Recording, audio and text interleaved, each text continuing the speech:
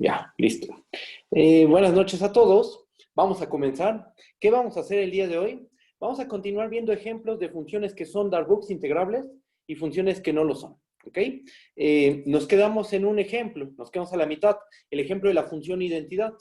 Vamos a ver que la función identidad es una función darbucks integrable. Ya habíamos hecho algunos cálculos, entonces vamos a recordarlos.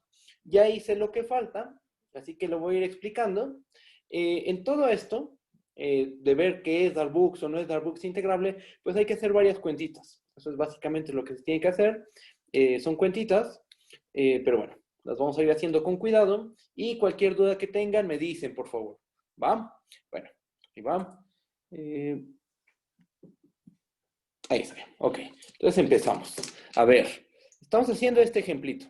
Demostrar que la función f definida en un intervalo a, b, subconjunto de R en R, tal que a cada punto X lo manda a sí mismo, o sea, la función identidad restringida al intervalo a, b, es una función darbucks integrable. Y además tenemos que calcular el valor de la integral.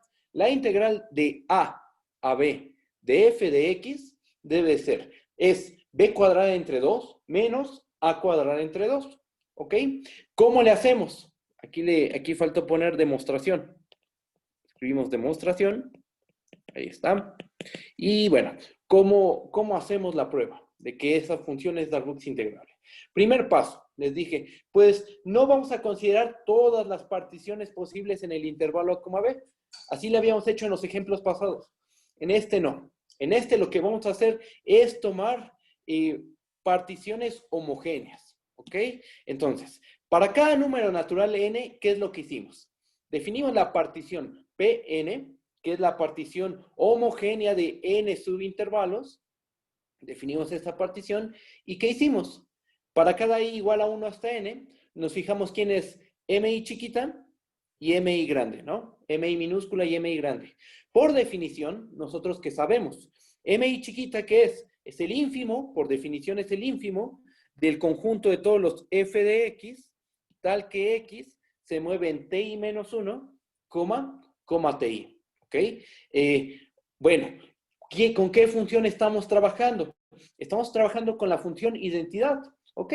Entonces, como estamos trabajando con la función identidad, f de x, ¿quién es? Es x. Y entonces, esto es igual al ínfimo del conjunto de los x's, tal que x se mueve en el intervalo ti menos 1, ti. ¿De qué conjunto estamos hablando? ¿A qué conjunto se le está calculando el ínfimo? Estamos hablando del conjunto de los x's que se encuentran en el intervalo ti menos 1, ti. ¿Qué conjunto es? Pues es el intervalo ti menos 1, ti. Se le calcula el ínfimo. ¿Cuál es el ínfimo de un intervalo cerrado? Su extremo izquierdo, o sea, ti menos 1, pero por la partición con la que estamos trabajando, recuerden que son particiones homogéneas, nosotros sabemos quién es ti menos 1. Ti menos 1 es a más i menos 1 por b menos a entre n. Este es el i menos unésimo término de la partición. ¿Ok? Ya calculamos mi chiquita. Ahora, ¿quién es mi grande? Bajo tantito. Mi grande es el supremo del conjunto de los f de x con x moviéndose en el intervalo ti menos 1, ti. Nuevamente, ¿quién es f de x? F de x es la identidad. Entonces, ese supremo ¿a qué conjunto se le está calculando? Al conjunto de los x's con x que pertenece en ti menos 1, ti. Es decir, es el supremo del intervalo ti menos 1, ti. El supremo de un intervalo cerrado, ¿quién es? Cálculo 1, es el extremo derecho. ¿Quién es TI? Bueno, por la partición con la que estamos trabajando, sabemos que TI es A más I veces B menos A entre N. Ok, tenemos MI minúscula, tenemos MI mayúscula, y ahora vamos a hacer lo siguiente. ¿Qué sigue? Calcular las sumas inferiores. Ok, entonces bajamos, ¿y qué tenemos? Por definición, la suma inferior de f respecto a la partición Pn, ¿quién es? Es la suma desde i igual a 1 hasta n de mi chiquita por ti menos 1. O sea, la longitud del intervalo. Pero como la partición es homogénea, ¿qué virtud tienen las particiones homogéneas? que todos los intervalos inducidos por la partición tienen la misma longitud. Entonces, igual aquí vale la pena recordarlo. Aquí lo ponemos una flechita y hay que recordar que TI menos 1 siempre vale B menos A entre N, porque nuestra partición PN es homogénea. ¿Ok? Entonces, eso es lo que estamos ocupando. Y bueno, sustituimos. ¿Sabemos quién es MI chiquita? Sí, aquí está. ¿Sabemos quién es TI menos 1? Sí, también. Aquí está. Ok, ahora ¿qué hacemos? Ahora lo que hacemos es distribuir a B menos A entre N sobre esta suma. El producto se distribuye sobre la suma, hacemos eso, nos queda esta expresión. ¿Hasta ahí todo va bien? Bueno, si hay dudas me dicen, ¿no? Esto solo es álgebra, es algebrita, lo único que estamos haciendo, ¿no? Bueno, y ahora nuestra sumatoria, que eso está mal dicho, pero bueno, vamos a decirle así para que se entienda, la sumatoria la vamos a dividir en dos sumatorias. ¿Ja? Una que corresponde a lo que está en verde y lo que está en rojito, ¿no? Entonces, nos quedan dos sumatorias. La primer sumatoria, observen que lo que queda dentro no depende de la I. ¿Qué es lo que queda dentro de lo verdecito? Una A, que es una constante, un B menos A y una N, que está dividiendo. Todo eso es constante, ¿ok? Entonces, ahí eso es constante, lo sacamos de la suma y en lo que está en rojito, ¿qué podemos hacer?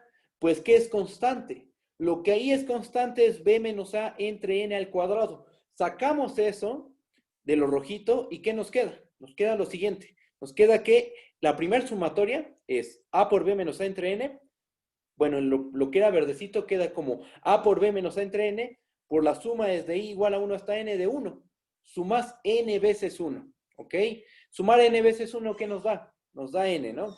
Bueno, y en el segundo sumando, ¿qué pasa? B menos A entre N al cuadrado. Bueno, eso lo dejamos ahorita así, no le hacemos nada, pero donde sí hacemos una observación es en la suma desde I igual a 1 hasta N de I menos 1. Voy a bajar tantito y recordar este argumento que hicimos, que lo voy a poner en rojo. Aquí está, ¿no? ¿Qué dijimos? Bueno, pues, ¿quién es esta suma? La describimos explícitamente. A ver, cuando I es igual a 1, ¿qué tenemos? 1 menos 1. Cuando I es igual a 2, tenemos 2 menos 1. Cuando I es igual a 3, tenemos 3 menos 1, 4 menos 1, N menos 1. ¿Pero esa suma quién es? Es 0 más 1 más 2 más N menos 1. Ok, entonces en realidad esta suma es esta, que estoy metiendo en una bolita roja. Es la suma desde I igual a 1 hasta N menos 1 de I. Sustituimos, nos queda esto. Y después, ¿qué hacemos? Usamos la fórmula de Gauss, que está aquí abajito. Es esta, ¿no? La fórmula de Gauss nos dice cómo sumar los primeros m números naturales. 1 más 2 más punto, más m, eso es igual a m por m más 1 entre 2. ¿Ok? La aplicamos en esta expresión que estoy marcando con el puntero, ¿no? En la suma desde i igual a 1 hasta n menos 1 de i. ¿Qué nos queda? Que eso es n menos 1 por n sobre 2. Ok. Solo lo rojito, ¿no? Y ya toda la igualdad, ya todo eso, ¿qué es? Es a por b menos a más b menos a entre n al cuadrado por n menos 1 por n entre 2. Hicimos algebrita, nos quedó al final, bueno, después nos queda a por b menos a más este binomio desarrollado, b cuadrada menos 2ab más a cuadrada entre n cuadrada, y el n menos 1 por n, el n menos 1 por n entre 2, lo expresamos de esta forma, como aparece en la penúltima igualdad, ¿ok? Lo expresamos de esa manera y después desarrollamos este producto. Lo que está en café, esto que está en café, que estoy marcando, lo distribuimos sobre lo que está en verde, porque ahí hay una resta. Entonces, ese producto lo distribuimos sobre la resta, bajo tantito, ¿y qué nos termina quedando? Nos termina quedando todo esto. Esa expresión, ya ni la voy a enunciar, ya ni voy a decir qué es, pero ¿qué pasa? Que A por B con menos A por B se van. Después tenemos aquí un menos A cuadrada. Con un más A cuadrada entre 2 queda A cuadrada entre 2. Menos A cuadrada, ¿cuánto es? Es menos A cuadrada entre 2, ¿ok? Entonces, nos termina quedando B cuadrada entre 2 menos A cuadrada entre 2 menos el resto, que es esto de aquí, que estoy marcando con el puntero, ¿no? Esta cosa. Y entonces, ¿qué tenemos? Tenemos que la suma inferior de F respecto a la partición P es B cuadrada entre 2 menos A cuadrada entre 2 menos B cuadrada menos 2AB más A cuadrada entre 2N. ¿Ok? Esa es la suma inferior de F respecto a la partición Pn. Y uno podría decir, ¿y eso para qué nos va a servir? Bueno, vamos paso a paso. Ya calculamos la suma inferior respecto a una partición homogénea. Vamos a hacerlo para la suma superior. Es algo muy, muy parecido. Igual aquí nos vamos un poquito más rápido. Si hay dudas me dicen, por favor. Esta cuenta es un poquito más sencilla, un poquito, casi es lo mismo, miren. Por definición, una suma superior, ¿qué es? Es la suma desde i igual a 1 hasta n de los mi mayúsculas por ti menos 1. ¿Sabemos cuánto mide ti menos 1? Sí. Como es homogénea la partición, es b menos a entre n. ¿Quién es mi mayúscula? Aquí está. Separamos de esta forma. En algún momento aplicamos la fórmula de Gauss. Aquí está. Aquí tenemos la suma desde i igual a 1 hasta n de i. O sea, tenemos 1 más 2 más 3 más n. ¿Eso qué es? Igual. Es igual a n por n más 1 sobre 2. Desarrollamos el binomio b menos a al cuadrado. ¿Y qué nos queda? B cuadrada menos 2ab más a cuadrada entre n cuadrada. Y nos quedó una constante que es a por b menos a. ¿Ok? Bajo tantito. Si hay dudas me dicen, por favor, en la parte algebraica me dicen. ¿Va? Bueno, después, ¿qué más tenemos? Se cancelan algunas cosas. Se cancela este AB con este menos AB. Tenemos aquí un menos A cuadrada, aquí un B cuadrada entre 2 y aquí un A cuadrada entre 2. Entonces, cuando sumamos los A cuadrada entre 2, bueno, el A cuadrada entre 2 con el menos A cuadrada, ¿qué nos queda? Menos A cuadrada sobre 2, más este resto. ¿Ok? Y entonces, ¿qué se tiene? ¿Ok? Esa es la suma superior de F respecto a la partición Pn. De hecho, aquí abajito puse la conclusión. Para cada número natural n, la suma inferior de F respecto a la partición Pn, ¿quién es? Es B cuadrada entre 2 menos A cuadrada entre 2 menos este número, ¿no? B cuadrada menos 2AB más A cuadrada entre 2n. Ahí está. Y la suma superior de F respecto a la partición Pn, ¿quién es? Es B cuadrada entre 2 menos A cuadrada entre 2 más B cuadrada menos 2AB más A cuadrada sobre 2n. Y este ejercicio se puede resolver de la siguiente manera. Observen esto. El conjunto de las sumas inferiores de F respecto a las particiones homogéneas Pn, estamos de acuerdo que son un subconjunto del conjunto de todas las sumas inferiores de F respecto a una partición P donde P corre en el conjunto de todas las particiones. O sea, el de las homogéneas es uno más chiquito. ¿Por qué? Porque ahí estamos considerando un tipo especial de particiones. ¿Ok? Y en el otro conjunto, en el grandote, estamos pensando en cualquier partición del intervalo A, B. Lo mismo pasa con las sumas superiores. El conjunto de las sumas superiores de F respecto a Pn, con n un número natural, es un subconjunto del conjunto de sumas superiores de F respecto a una partición P, donde P es cualquier partición del intervalo A, B. Y entonces aquí dije, bueno, pues aplicamos el lema. ¿Cuál lema? Voy a subir tantito para recordar de qué lema estoy hablando. Este archivo es el mismo de la clase pasada. Entonces, bueno, aquí debe estar.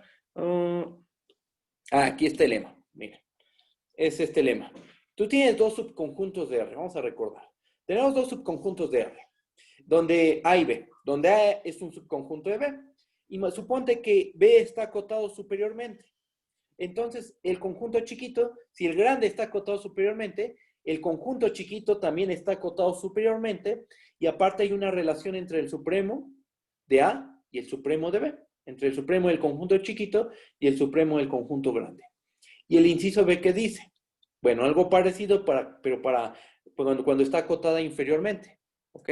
Entonces, si B está acotada inferiormente, entonces A va a estar acotada inferiormente y el ínfimo de B es menor o igual a el ínfimo de A. Y aquí hice un dibujito. Desde la clase pasada lo hice, que ilustra ese lema, ¿no? Entonces, recuerden lo que dice, ¿va? Porque esto lo vamos a ocupar para concluir, ¿va? Vamos a ocupar este lema. Bajo tantito, bajamos, bajamos, bajamos, hasta aquí. ¿Y qué tenemos? Este conjunto, el de las sumas inferiores de F respecto a la partición homogénea y respecto a la superior, está contenido en el de las sumas inferiores respecto de P, con P cualquier partición, y el conjunto de las sumas superiores de F respecto a la partición Pn está contenido en el conjunto de las sumas superiores de F respecto a cualquier partición. ¿Ok? Aplicamos el lema. ¿Y qué pasa si tomamos supremos? Pues el supremo por el lema, el supremo de las sumas inferiores, del conjunto de las sumas inferiores de F respecto a la partición Pn con n natural, es menor o igual que el supremo del conjunto de las sumas inferiores de F respecto a la partición P, con P cualquier partición. ¿Qué pasaba con los supremos? El supremo del conjunto chiquito es menor o igual que el supremo del conjunto grande. Es lo que estamos diciendo aquí arriba. Y en el segundo, en el otro, en el del ínfimo, pues pasa al revés, ¿no? El ínfimo del conjunto grande es más chiquito que el ínfimo del conjunto pequeño, que es justo lo que estamos diciendo aquí, ¿ok? Tenemos esto y uno puede decir, ¿y eso en qué nos va a ayudar? Ah, bueno, pues vamos a observar lo siguiente. Fíjense cómo nos quedan las sumas inferiores. La suma inferior de F respecto a la partición Pn es B cuadrada entre 2 menos A cuadrada entre 2 menos esta expresión que siempre es positiva. Con este signo menos, siempre va a ser negativa. ¿Ok? Entonces, y la suma superior nos quedó como B cuadrada entre 2 menos A cuadrada entre 2 más esta expresión que siempre es positiva, este cociente que siempre es positivo. Ajá. Ahora, déjenme ver una pregunta del chat. A ver, voy. ¿Por qué dice que ese inf es conjunto chiquito? Ese inf es suma inferior. ¿Por qué es un conjunto chiquito? Porque por la contención que tenemos aquí arriba, ¿no? El conjunto de las sumas inferiores de F respecto a la partición Pn es un subconjunto del conjunto de las sumas inferiores de F respecto a la partición P. Por eso digo que es chiquito. O sea, es chiquito comparado con el conjunto de todas las sumas inferiores de F respecto a una partición P. O sea, piensen en el conjunto de todas las sumas inferiores de F respecto a una partición P arbitraria. Piensa en ese conjunto, y ese conjunto es mucho más grande que el conjunto de las sumas inferiores de F respecto a la partición Pn, donde Pn, ¿quiénes son las particiones Pn? Son las particiones homogéneas. Estamos considerando un tipo especial de particiones aquí, en el conjunto de la izquierda. En los conjuntos de la izquierda, estamos pensando en un tipo especial de particiones. Por eso es un conjunto más chiquito. ¿Ok? Solo por eso digo que es el conjunto chiquito, comparado con el conjunto de todas las sumas inferiores y el conjunto de todas las sumas superiores. ¿Va? Bueno. Ahí va. Ok, sí, ahorita subo. Déjenme concluir nada más este argumento. Déjenme concluir este argumento. Ahí voy. Bueno, tenemos que la suma inferior es esto, la suma superior es esto, y bueno, ¿qué se tiene? Que cuando la n crece, la suma inferior de F respecto a la partición Pn empieza a crecer. O sea, tú tomas n grandes y la suma inferior de F respecto a la partición Pn crece. Ahora, si la n, aquí me equivoqué, si la n la hacemos crecer, las sumas superiores empiezan a decrecer. Conforme tú tomas n cada vez más grande, las sumas superiores, ¿qué va pasando? Se van haciendo más chiquitas. ¿Eso dónde se ve? ¿Dónde queda justificado? Pues acá arriba hay que ver que esta sucesión, esto es una sucesión en el fondo, porque depende de n. Esta sucesión es estrictamente creciente y creciente simplemente. Es creciente Y la sucesión de sumas superiores es una sucesión decreciente. Es algo fácil de ver, fácilmente se puede verificar eso. ¿Ok? Entonces, ¿qué tenemos? Hay un teorema de cálculo 1 que dice lo siguiente. El límite, cuando n tiende a infinito, de la suma de la sucesión, el límite cuando n tiende a infinito de una sucesión que es creciente, si la sucesión es creciente, entonces el límite va a ser el supremo del conjunto de valores que toma la sucesión.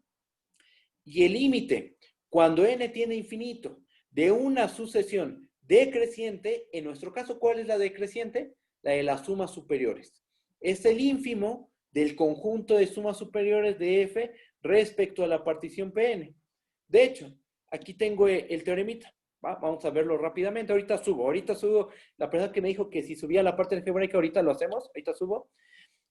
Justo lo que estamos ocupando aquí arriba es ese teorema. El teorema de la convergencia monótona. ¿Qué es lo que dice? En su forma general, ¿qué es lo que dice? Si tú tienes una sucesión de números reales, inciso A, suponte que es creciente y la sucesión está acotada superiormente. ¿Ok? Entonces la sucesión converge y su límite, ¿quién es? Es el supremo. ¿Ok?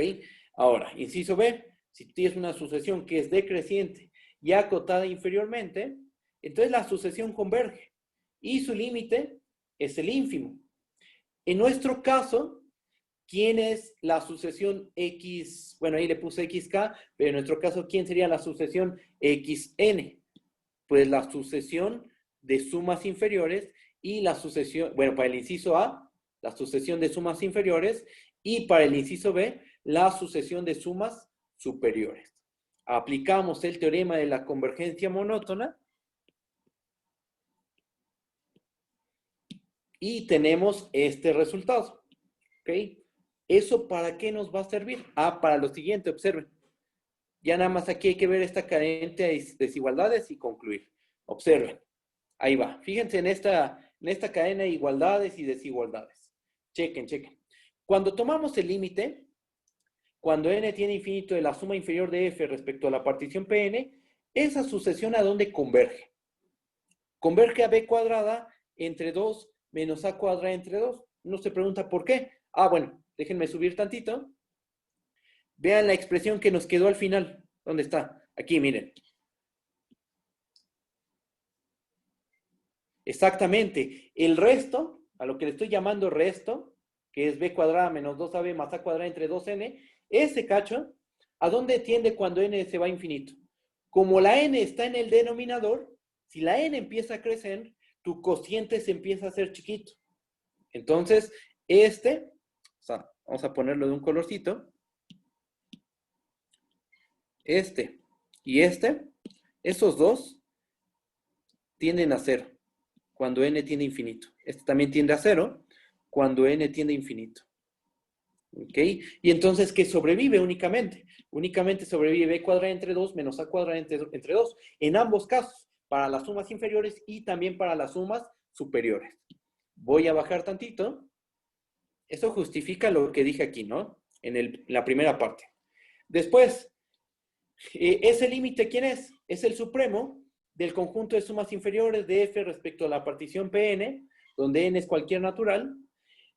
Comparamos ese supremo con el supremo del conjunto de todas las sumas inferiores, se da un menor igual.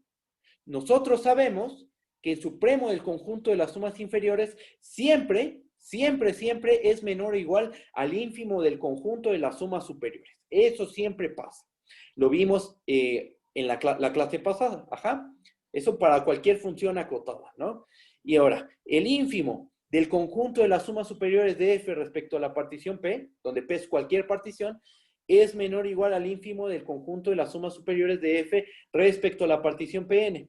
Y nuevamente, por la observación que hicimos arriba, ese es el límite cuando n tiene infinito de las sumas superiores de f respecto a la partición Pn. ¿Ese límite cuánto vale? B cuadrada entre 2 menos A cuadrada entre 2. ¿Ok? ¿Y eso qué nos dice?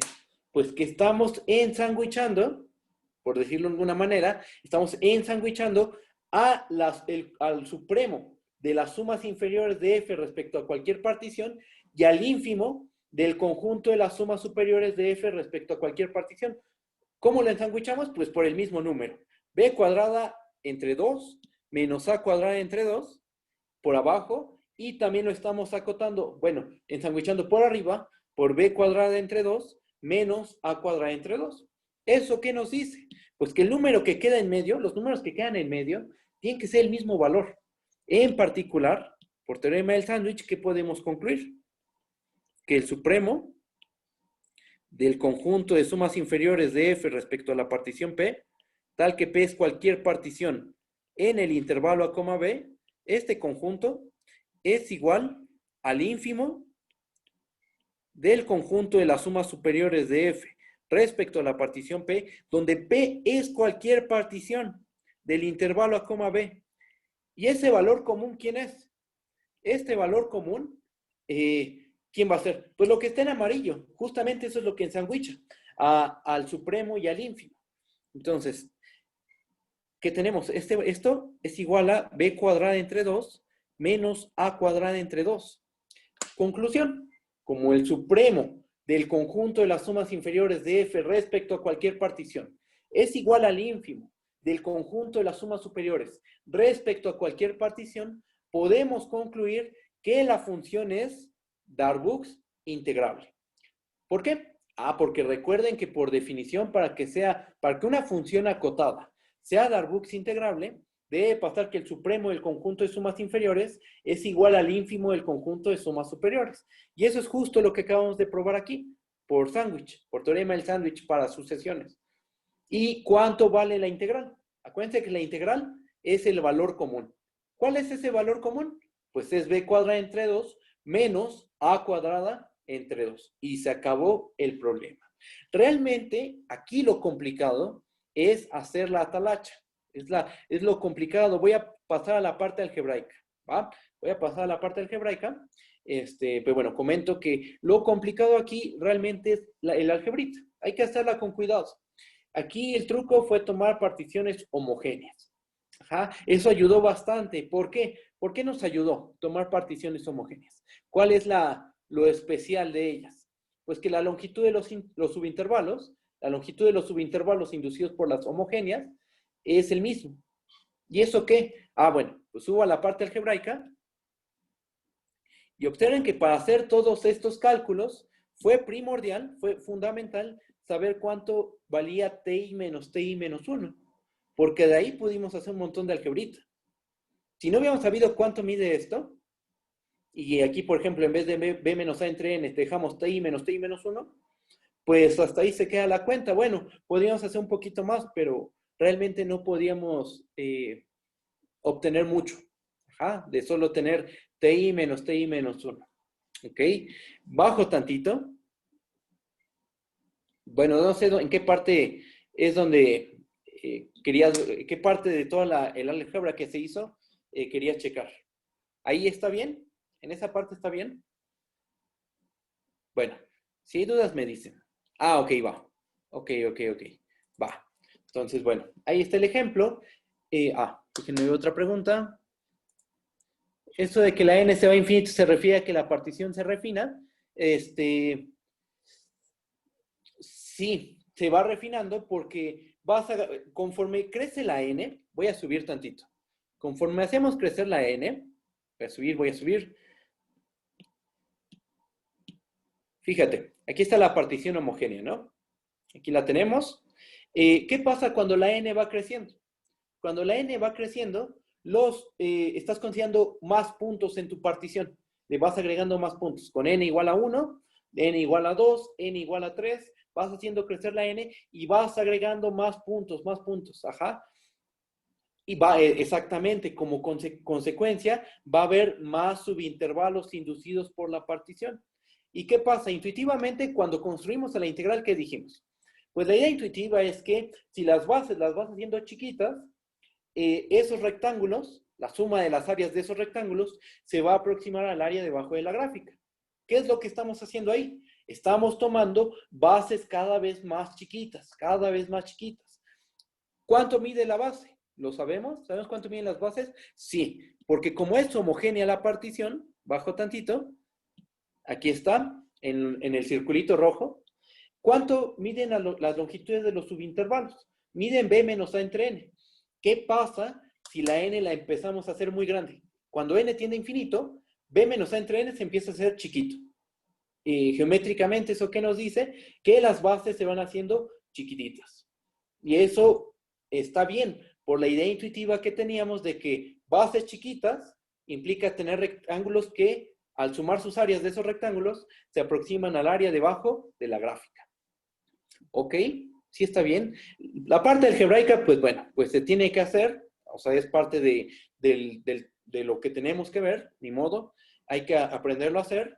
Ahorita vamos a hacer varios ejemplos, ¿va? Pero, bueno, tenemos que hacer esto, ¿ok? Bueno, bajo. Si hay dudas, me dicen, por favor, ¿va? Vamos a hacer otro ejemplo más. Pero ahora una función que no es Darboux integrable. Bajo, bajo, bajo, y aquí tengo algo escrito ya. Ahí está. Nada más tengo esto escrito, ¿va? ¿Qué dice? Este sería el ejercicio 5. ¿Qué es lo que dice? Bueno, demostrar que la función f, ¿dónde va a estar definida? En el 0,1 hacia los reales. ¿Qué regla de correspondencia tiene? Pues a cada punto x lo vamos a mandar a x si es un racional del 0,1. Y lo mandamos a 0 si x es un irracional del 0,1. Hay que demostrar que esta función no es Darboux integrable. Aquí le puse la coma b. Déjenme cambiar mi borrador. Ahí está. En el 0,1. No es Darboux integrable en el intervalo 0,1. ¿Ok? ¿Cómo se ve la gráfica de esta función? Es la primera pregunta que uno se tiene que hacer para entender geométricamente qué es lo que está pasando, ¿no?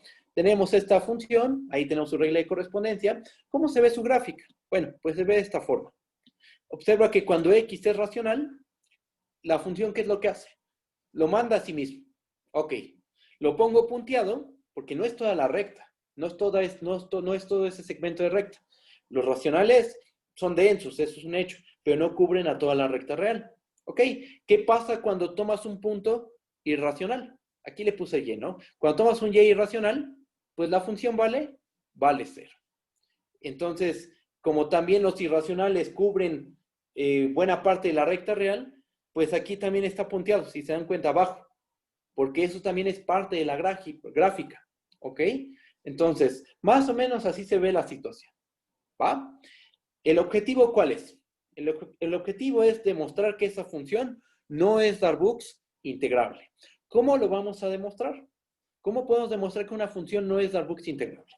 Nuevamente, para que una función sea Darboux integrable, el supremo del conjunto de sumas inferiores es igual al ínfimo del conjunto de sumas superiores. Para demostrar que no es Darboux integrable, tenemos que demostrar que el supremo del conjunto de sumas inferiores es menor estricto al ínfimo del conjunto de sumas superiores. Entonces, eso es lo que vamos a demostrar. Aquí le vamos a poner, por demostrar que el supremo del conjunto de las sumas inferiores de F respecto a la partición P, donde P es cualquier partición del intervalo A, B, es menor estricto al ínfimo del conjunto de las sumas superiores de F respecto de P, donde P es cualquier partición en el intervalo A, B. ¿Ok? Entonces, eso es lo que tenemos que demostrar. ¿Cómo le vamos a hacer? Bueno, como queremos demostrar que no es Darboux integrable, vamos a tomarnos una partición arbitraria. ¿Ok? Vamos a empezar así. Vamos a empezar tomando una partición arbitraria. Sea P una partición en el intervalo 0,1.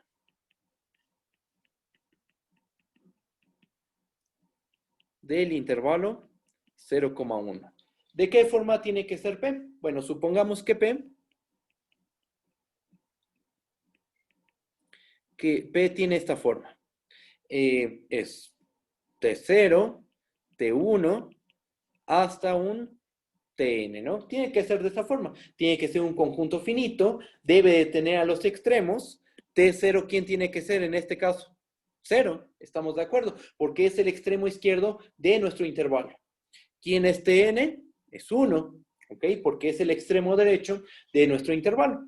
Y una cantidad finita de puntos en medio, ¿no? Donde está bien ordenado todo, ¿va? Bueno, ahora, ¿qué hacemos? Vamos a calcular los MI chiquita y los MI grandes. Se pueden calcular, van a ver. Aquí vamos a ocupar, vayan pensando en que tanto Q como I son conjuntos densos. Y entonces vamos a hacer un argumento de densidad. Va un argumento de densidad. Ahí va. Voy a bajar tantito. Y lo voy a empezar aquí abajito, ¿no? Notemos que, bueno, para cada I igual a 1 hasta N, ¿qué tenemos? ¿Cuánto vale M y F? Bueno, por definición, esa cosa, ¿quién es? M y F, M y minúscula F, es el ínfimo del conjunto de los f de x, tal que x pertenece en ti menos 1, ti. Los racionales son densos, estamos de acuerdo. Aquí voy a hacer un dibujito. ¿Dónde lo haré? Aquí, en este cachito. Aquí está el ti menos 1 y aquí tenemos al ti. En medio debe de haber tanto racionales como irracionales. En particular, aquí debe de haber irracionales. ¿Cuál es el valor más chiquito? Pregunta. ¿Cuál es el valor más chiquito que toma la función f? Piensen, ¿cuál es el valor más pequeño que toma f? Pues estamos diciendo que es x y x es un racional. En el 0, 1. Ok, ahí todos los valores serían mayores que 0 o 0. Y vale 0 si x es irracional. Bueno, entonces el valor más chiquito, ¿quién es? Es 0. Ok, es 0 el valor más chiquito. Y ocurre que aquí en medio, en el intervalo ti menos 1, ti, hay un irracional, segurito. Hay un irracional por la densidad de los irracionales, en R. Ajá. Entonces, este ínfimo, ¿cuánto tiene que valer? Este ínfimo tiene que ser 0. ¿Ok? Si hay dudas con este argumento, me dicen. Aquí se ocupó, lo voy a poner, que I es denso en R. Y es justo la observación que hicimos aquí. Entre ti menos 1 y ti debe de haber un irracional. Y entonces ese ínfimo, el ínfimo de los f de x con x en ti menos 1, ti, debe valer 0. ¿Va? ¿Qué pasa con mi mayúscula? Por definición, este es el supremo del conjunto de los f de x, tal que x pertenece a ti menos 1, ti. Bueno, otra vez vamos a ocupar, aquí vamos a ocupar que los racionales son densos en R. Q es denso en R. ¿Estamos de acuerdo? Aquí en el dibujito del medio, donde puse al irracional, voy a poner racionales. ¿Estamos de acuerdo que TI no sabemos si es racional o irracional? No sabemos si es racional, tampoco sabemos si es un irracional. No lo sabemos, porque no sabemos cómo es la partición. Es una partición arbitraria. Y TI podría ser un racional o podría ser un irracional. ¿Quién sabe? Pero lo que sí sabemos, y de eso estamos súper seguros por cálculo 1, es que podemos construir una sucesión de racionales, que se pega por la izquierda al punto TI. ¿Eso por qué? ¿Eso por qué lo estoy diciendo? Aquí podemos tomar un X1, un X2, un XM, que se vayan pegando cada vez más al punto TI. ¿Eso por qué lo digo? Porque en los racionales, ¿cuánto vale la función? Aquí tenemos el dibujo. Cuando X es racional, la función vale X. ¿Ok? Entonces, toma una sucesión de racionales que se pega al punto TI. Existe, porque Q es denso. En esos racionales, ¿cuánto vale la función? Pues vale x1, x2, xm, etc. ¿Quién debe de ser este supremo? ¿El supremo qué es? Por definición, es la mínima cota superior. Todos estos puntitos, x1, x2, xm, al evaluarlos, forman parte de este supremo, de este conjunto. Nos estamos aproximando por la izquierda al supremo. Tanto como queramos, nos estamos aproximando al supremo. Entonces, ¿quién tiene que ser el supremo al final? Pues tiene que ser el punto TI. Ese debe ser el supremo de los f de x, con x moviéndose de ti menos 1 a ti.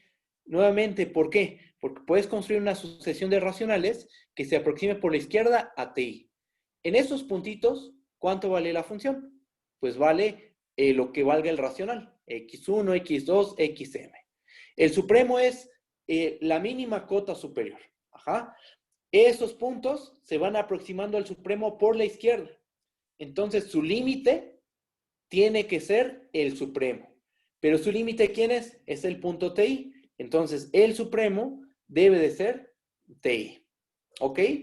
Si hay dudas, me dicen, por favor. Este argumento es un poquito más complejo porque se ocupa la densidad de los racionales y que se puede construir una sucesión de racionales que se pegan por la izquierda al punto TI. Eso es consecuencia de que Q es denso, ¿eh?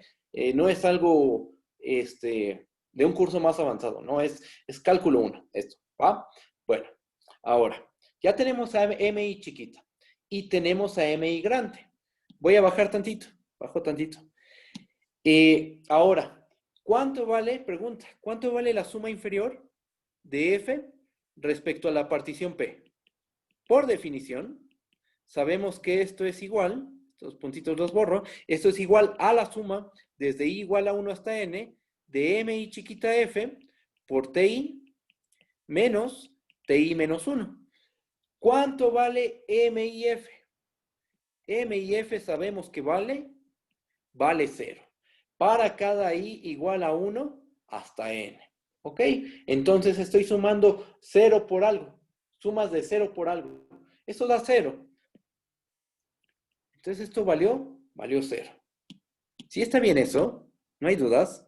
Si hay dudas me dicen, ¿va? Entonces todo esto terminó valiendo 0. ¿Qué onda con las sumas superiores? A ver, vamos a ver qué pasa con las sumas superiores.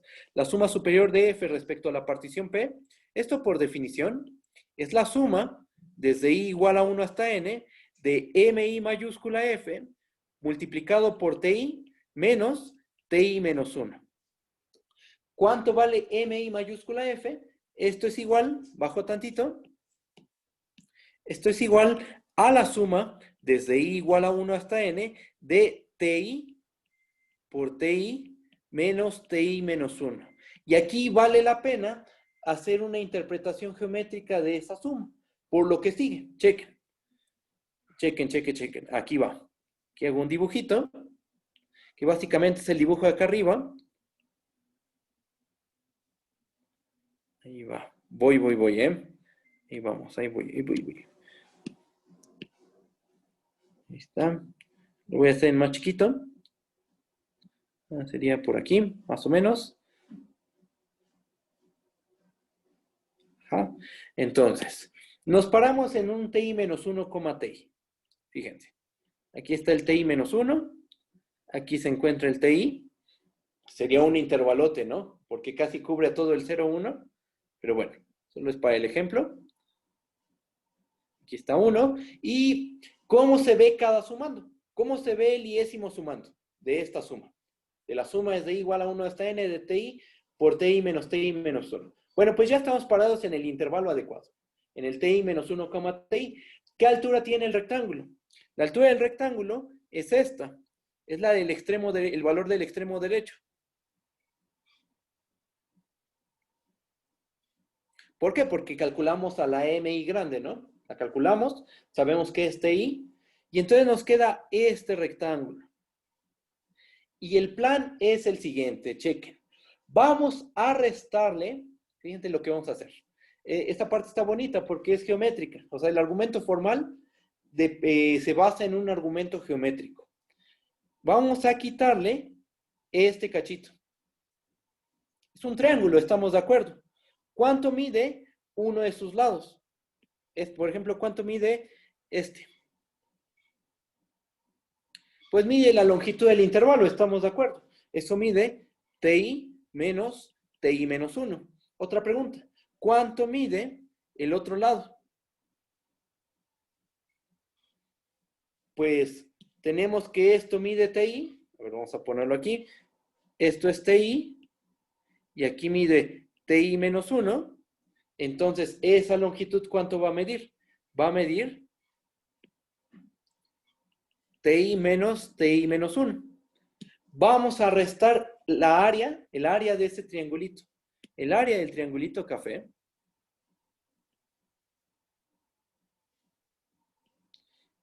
¿Cuánto mide? Pues si tenemos que sus bases son TI menos 1, una base mide TI menos 1, y la otra base mide lo mismo, sabemos que el área de un triángulo es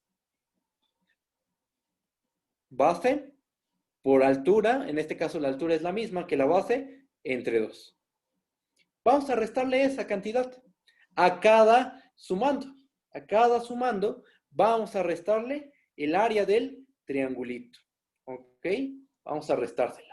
Entonces, todo esto va a ser mayor o igual, porque le vamos a restar algo, a la suma desde i igual a 1 hasta n de ti por ti menos 1 menos ti menos 1 al cuadrado sobre 2. Si estoy bien ahí, ti menos 1 base por altura sobre 2.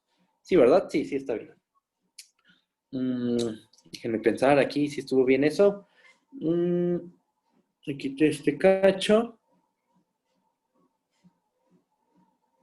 Mide TI menos 1. TI. Aquí algo que no estoy seguro. Espérenme tantito. Déjenme ver. Esto sí mide TI menos 1. Esto mide TI menos 1. Es base por altura sobre 2. Le quité este cacho. No, sí está bien. Sí Profe, está bien. Mande, mande. ¿eso es porque es un triángulo rectángulo? Exactamente, exactamente. Es un triángulo rectángulo. ¿Por qué es un triángulo rectángulo? Porque aquí tenemos un rectángulo, ¿no? Aquí tenemos un rectangulito. Entonces, estos ángulos son de pi medios, bueno, de 90 grados, ¿no? Por ser rectángulo. Entonces, el triangulito que nos termina quedando aquí es un triángulo rectángulo. Exactamente, justo. Ah, ¿Va? ok. Va. Bueno, si está bien la cuenta. Y ahora vamos a hacer lo siguiente. Voy a bajar tantito. Vamos a factorizar a ti menos 1, ¿va? Factorizamos a ti menos 1, me hago tantito para acá, a la izquierda, y nos va a quedar que esto es la suma desde i igual a 1 hasta n de ti menos 1, todo esto multiplicado por ¿quién? Multiplicado por ti menos ti menos 1 sobre 2. Si se ve lo que se hizo, se factorizó una TI menos 1. Fíjate, en el primer sumando tienes a TI menos 1, multiplicando, ¿no? Y en el otro sumando tienes TI menos 1 al cuadrado. ¿Ok? Puedes factorizar un TI menos 1. Ya lo factorizamos. ¿Qué nos queda? Que esto es TI menos TI menos 1 entre 2. ¿Qué hacemos? Pues hacemos esa sumita, la que está, hacemos la sumita del segundo factor, ¿y qué nos termina quedando? Que esto es la suma desde i igual a 1 hasta n de ti menos 1 multiplicado por, ¿cuánto va a valer esto? Esto va a valer ti más ti menos 1 sobre 2. Después de hacer esta resta, esta que estoy marcando, nos queda ti más ti menos 1 entre 2. Hagan la cuentita y van a saber qué queda eso, justamente. Después, ¿qué sigue? Bueno, pues observen lo siguiente. Tenemos una diferencia de cuadrados. Bueno, desarrollada, ¿no? Tenemos ti menos 1 por ti más ti menos 1. ¿Eso cómo se puede expresar? Se puede expresar como la suma desde i igual a 1 hasta n de ti al cuadrado menos ti menos 1 al cuadrado sobre 2. ¿Estamos de acuerdo? Porque ahí tenemos un 2, ¿no? Que está dividiendo. ¿Y luego qué? Pues el 2 lo podemos sacar porque el 2 es una constante y esto nos queda un medio por la suma desde i igual a 1 hasta n de ti al cuadrado menos ti menos 1 al cuadrado. Y si hay dudas en esto que voy a hacer, me dicen, esa suma es una suma telescópica. ¿Estamos de acuerdo? Porque aparece el término que sigue menos el anterior. Ajá. El que sigue menos el anterior. El que sigue menos el anterior. ¿Y eso qué? Pues una suma telescópica son fáciles de calcular. ¿qué es lo que sobrevive? El primer término, el último término, que sería tn al cuadrado, menos el primer término, que es t0 al cuadrado. Pero una pregunta, ¿quién es tn? Tn es el último término, voy a subir tantito para que vean quién es tn. Tn es el último término de la partición, es 1. ¿Y quién es t0? Es el primer término de la partición, que es 0. Tn es 1, ¿no? Perdón, Tn es 1. Y T0 es 0, ¿ok? Entonces sustituimos.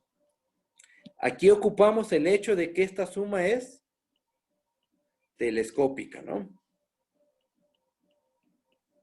Y entonces, ¿qué pasa? Pues que eso es igual a 1/2 de 1 al cuadrado menos 0 al cuadrado. Que eso termina siendo 1/2. ¿Y eso qué? ¿Eso qué nos dice? Ah, miren, observen. Empezamos con la suma superior de f respecto a la partición P. En algún momento de todo este desarrollo, llegamos a que esto es mayor o igual a 1/2. Y entonces, ¿qué tenemos? Que la suma superior de f respecto a la partición P es mayor o igual a 1/2. Eso es lo que podríamos concluir. ¿Eso en qué nos ayuda? Ah, pues observen esto. La partición P fue la que sea, estamos de acuerdo. No tenemos una partición particular, no. Esta partición P fue arbitraria. Y lo que estamos diciendo aquí es que las sumas superiores siempre, respecto a cualquier partición, van a ser mayores o iguales a 1/2. ¿Ok? Para cualquier partición, porque la partición P fue arbitraria. Fue cualquier partición. Fue la partición que sea. ¿Qué se concluye? Bueno, de lo primero que hicimos, acá arriba, Profesor, mande. perdón, otra vez. ¿Podría por favor volver a explicar cómo es que pasamos de la igualdad a una desigualdad? Ah, claro que sí, mira. Tenemos, aquí todavía es igualdad, ¿no? En esta parte que estoy marcando. Es Ujú. igualdad porque esa es la suma superior. Ahora, lo que hicimos fue lo siguiente. Geométricamente, ¿qué es lo que vamos a hacer? Tenemos la suma de los rectángulos. Aquí está nuestra sumita. Las sumas superiores, ¿qué son? Sumas de áreas de rectángulos que cubren a la gráfica, ¿no? Aquí está uno de nuestros rectángulos. Uno de los n rectángulos. Aquí lo tenemos. ¿Cuál es el área del rectángulo café? El área del rectángulo café es TI menos TI menos 1 multiplicado por TI. ¿Ok? A esa área del rectángulo le vamos a restar el área del triangulito. ¿Cuál es el área del triangulito? Aquí la tenemos. Es TI menos 1 al cuadrado sobre 2. Le restamos esa área, ¿no? Formalmente, ¿qué es lo que se está haciendo? Pues a la suma superior le estamos restando esta cantidad. Le estamos quitando esta cantidad. TI menos 1 al cuadrado sobre 2. Eso es lo que sí, le quitamos esa cantidad, el área del triángulo, justamente. Le estamos restando el área del triángulo. El área del triángulo es algo positivo. Si tú se lo quitas, pues vas a obtener sumas más chiquitas. O sea, tú le restas una cantidad positiva y tu expresión, tu número se va a hacer más pequeño. Eso es lo que hicimos. Aquí está. Le restamos el área del triángulo. Entonces, se hace una suma más pequeña. Ya después hicimos un montón de álgebra, apareció una suma telescópica y terminamos llegando que esta sumita vale lo que queda después del mayor igual. Nos queda que eso es 1/2. ¿Sí está bien? Ah, ok. Entonces, la igualdad que seguimos abajo es de cuando ponemos la suma del rectángulo menos el área del triángulo. Exactamente, justo. Ah, ok. Es que creí que esa igualdad era de la de una De arriba. arriba. Ah, Ajá. no. No, Ah, es ok. después del mayor igual. Ok, gracias. No, ¿de qué? A ver, déjenme ver. Eso de que se ve, ajá. Qué forma tan elegante de calcular el área de un triángulo. Ok, bueno.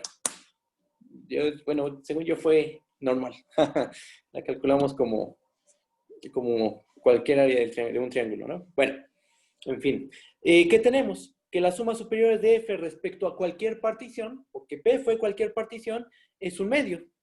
Y por lo que habíamos visto arriba, voy a subir tantito, ¿cuánto vale la suma inferior de F respecto a cualquier partición?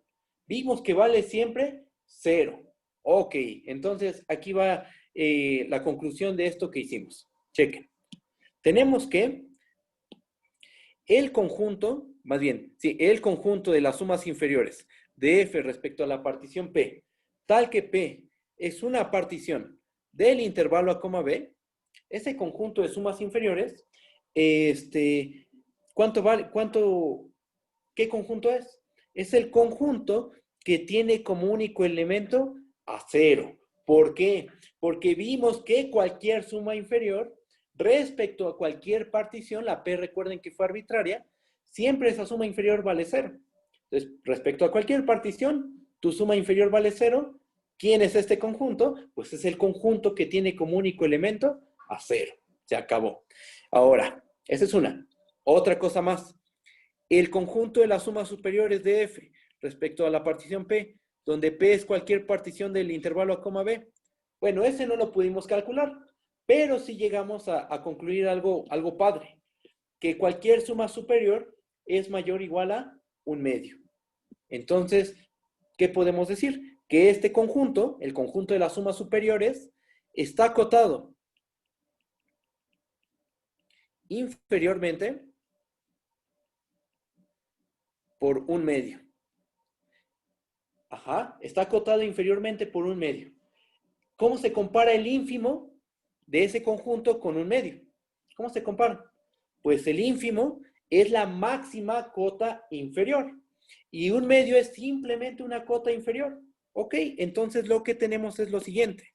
Tenemos que el ínfimo del conjunto de las sumas superiores de F respecto a la partición P, donde P es cualquier partición del A, B, es mayor o igual a un medio.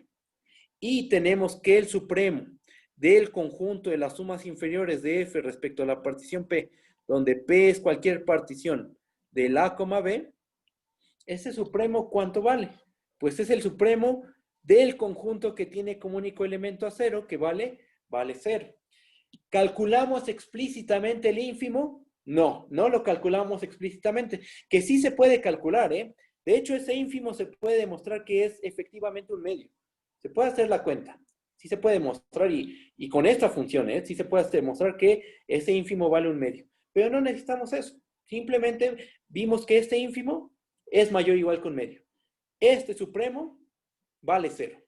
Pregunta. ¿El supremo y el ínfimo podrían coincidir? El supremo, el conjunto de sumas inferiores. ¿Podría coincidir con el ínfimo, el conjunto de sumas superiores? Pues no, porque el ínfimo del conjunto de las sumas superiores estamos diciendo que es mayor o igual a un medio. Y el supremo, el conjunto de las sumas inferiores, vale 0. Entonces, de aquí se concluye, ahorita veo el chat, vi que escribieron cosas, ahí voy, que el supremo del conjunto de las sumas inferiores de F respecto a la partición P, donde P es cualquier partición, en el 0,1, aquí le puse en el AB, ¿no? Pero es el 0,1. Es el 0,1, ¿no? No lo trabajamos en general, es el 0,1. 0,1, 0,1. Ese supremo es menor estricto al ínfimo del conjunto de las sumas superiores de F respecto a la partición P, donde P es cualquier partición en el 0,1.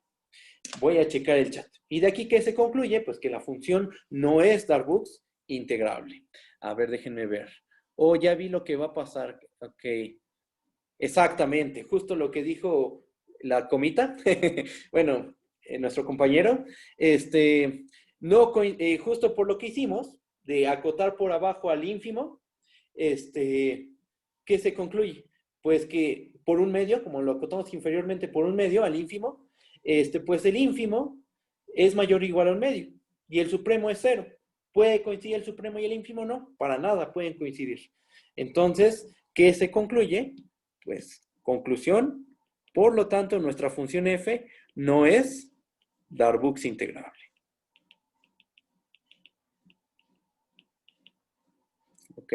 Y esa es la conclusión. Si está bien, ¿hay dudas? Bueno, si no hay dudas, continúo. Tengo una pregunta. Ah, dime, ¿qué Sí, pasó? primero fue en el 0,1, pero ¿se vale para todo R o cómo es? Ah, para el caso general, o sea, tomar un intervalo AB arbitrario. Ajá, Se puede hacer el argumento, solo que, digamos, si te das cuenta, todas estas cuentitas son como un poco talachudas, ¿no? Hay que hacer talachita. Sí se puede hacer el caso general, solo que habría que dividirlo en dos casos. Caso en que, por ejemplo, si lo queremos hacer en un intervalo A, B, tendríamos que considerar el caso en que cero es menor o igual a menor que B. Caso uno. El otro caso es en el que A es menor a B, menor o igual que cero. Y combinando estos dos casos, se puede demostrar que también es válido cuando tenemos esta situación. Estos serían los tres casos a tratar. Si lo quisiéramos hacer en su forma general, hay que tener, este es un poquito, aquí hay que tener un poquito de cuidado en el último, porque en el último, ahí pasan cosas chistosas. Ahí, ¿en qué cambiaría esta prueba? Déjame subir tantito y decirte en lo que cambiaría.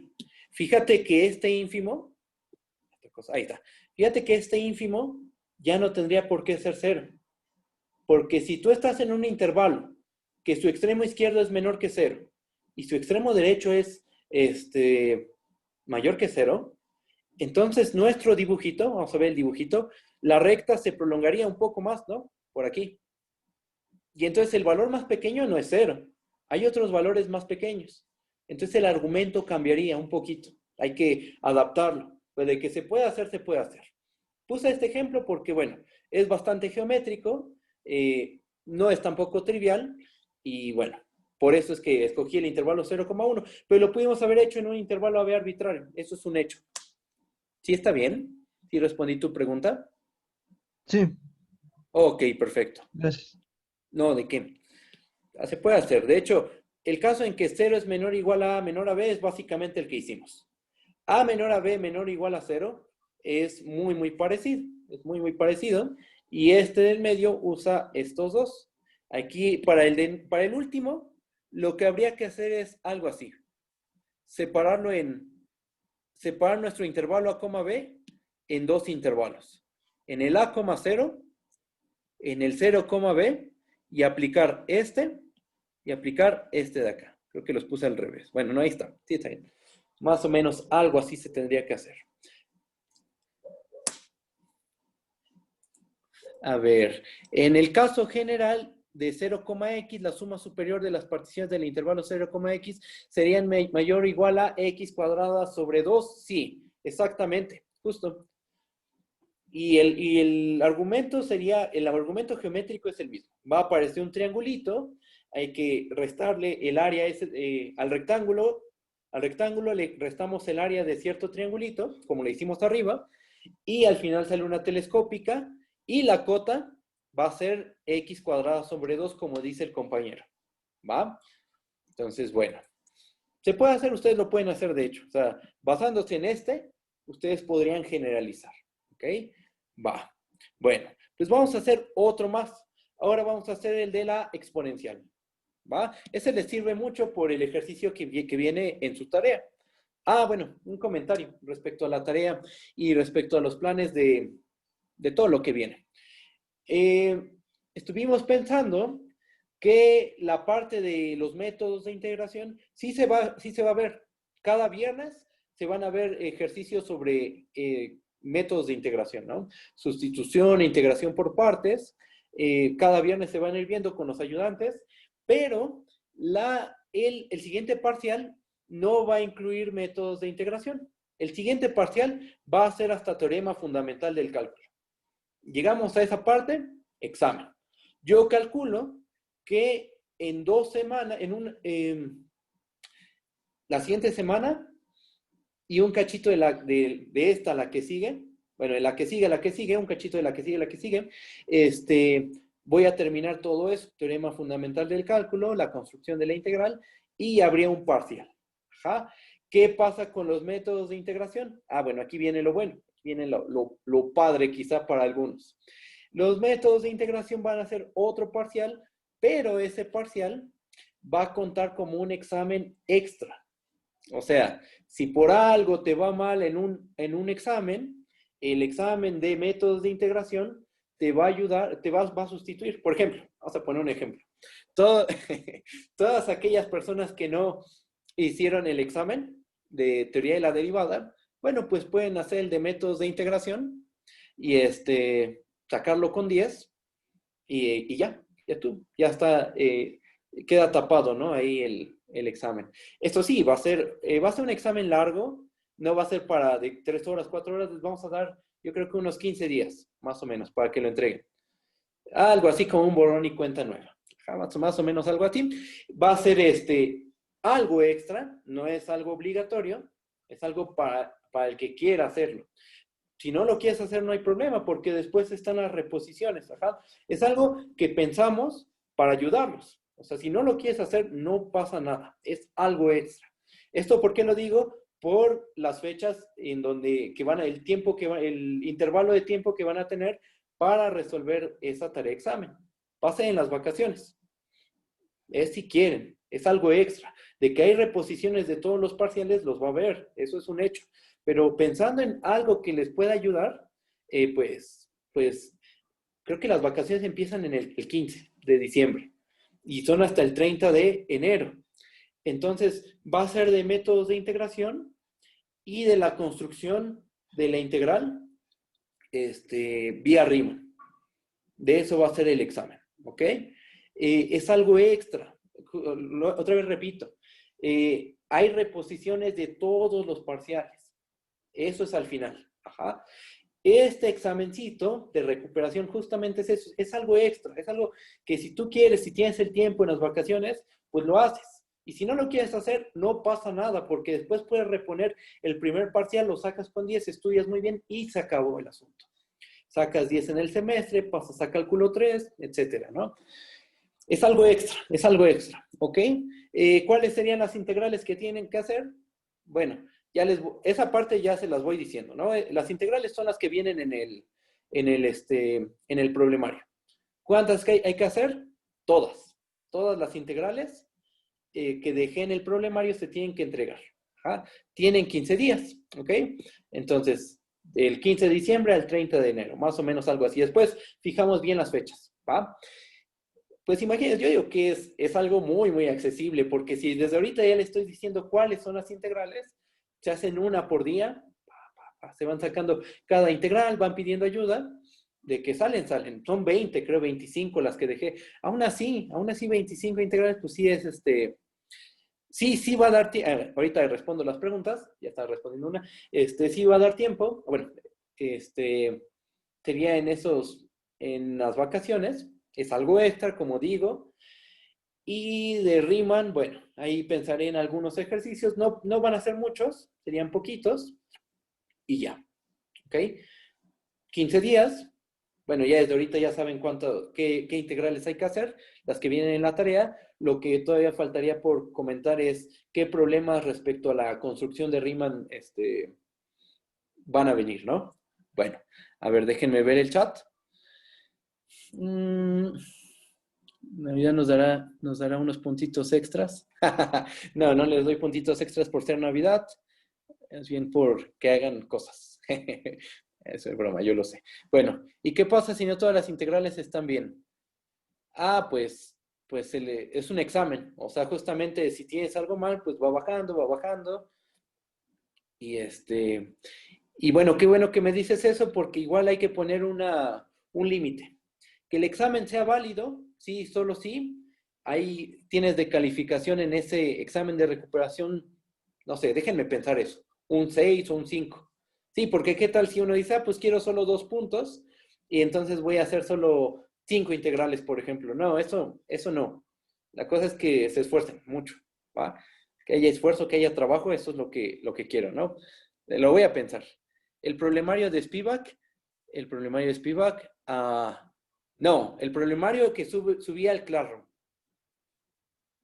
El problemario que subía al Classroom. No, sí tiene que salir, con esfuerzo todo sale, ¿eh? Con trabajo duro sale todo. Sí, ya desde hace un montón se subió. De hecho, se comentó que ya la tarea estaba en el Classroom. Ya subió desde que empecé este tema de la integral. Lo subí, lo comenté en clase. y lo comenté en el Classroom también. A ver, déjenme ver qué más escriben. ¿Sería algo extra para sumar puntos o algún examen? Ajá, o sea, es un examen de recuperación. Si sacas 10 en ese examen de recuperación, sustituye al parcial más bajo. Por ejemplo, si no presentaste el de teoría de la derivada, pues entonces ese parcial sustituye al de teoría de la derivada. Ajá. Que ahí hay un poquito, hay unos detallitos, pero bueno, ya ni modo. Que a lo mejor aquellas personas que no presentaron el de teoría derivada es porque no estudiaron el tema, y entonces hacer esto del examen de recuperación implica que ya no estudien teoría de la derivada y que ya no aprendan bien el tema. Pero bueno, ya hay ahí detallitos que ya no se consideraron, ya ni modo. Véanlo como una posibilidad para pasar, ¿no? Algo extra. La verdad creo que sí es algo, es un regalo, la verdad, eso. El problema 24... Sí, es en el que vienen todas las integrales. O sea, calcular las integrales. Sí, creo que es el 24, no estoy seguro. Ok, va. Y por ahí va a haber más puntitos, ¿eh? Pero no se confíen, no se confíen porque yo sé que, o sea, ustedes pueden decir, no, pues ya está muy fácil. Yo he visto cómo se les les dan opciones y luego pasan cosas que a veces porque se les junta el trabajo, eso es un hecho, de otras materias, porque no, esta no es la única que llevan, pero vayan administrando su tiempo para poder hacer todo y que al final, pues, entreguen ese examen de recuperación, todo lo hagan, ¿va? No se confíen, administren bien su tiempo, el tiempo para las otras materias, para hacer otras actividades y para cálculo, ¿ok? Bueno, ya. Voy a seguir y vamos a hacer otro ejemplo más y con este terminaríamos, ¿no? ¿Qué pasa con el de la X a la N? El de la X a la N lo voy a subir en un video aparte. Solo voy a hacer ese ejemplo en un video que ustedes pueden ver cuando quieran. Voy a demostrar que la X a la N es integrable y que su integral vale X a la N más 1, X a la N más 1 entre N más 1, no, B a la N más 1 entre N más 1, menos a la N más 1 entre N más 1, pero en un video aparte. Yo creo mañana lo subo, ¿va? Por si lo quieren checar como otro ejemplo más, ¿va? Bueno, el último que hacemos en clase es este, ¿va? Es el de la E a la X, ¿va? El ejercicio. Ejercicio, ¿cuál sería? Este sería el 6, ¿no? Demostrar que la función f, que está definida en un intervalo a coma b, aquí sí es el que sea, el intervalo a coma b en los reales, tal que a cada punto x lo mandamos a e a la x, es integrable, es Darboux integrable,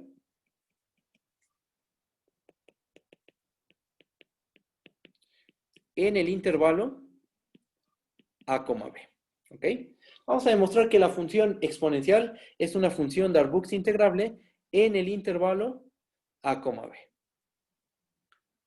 ¿Cómo se ve la gráfica de la exponencial? Pues se ve más o menos de esta forma. Algo así, ¿no? Cuando x tiende a infinito,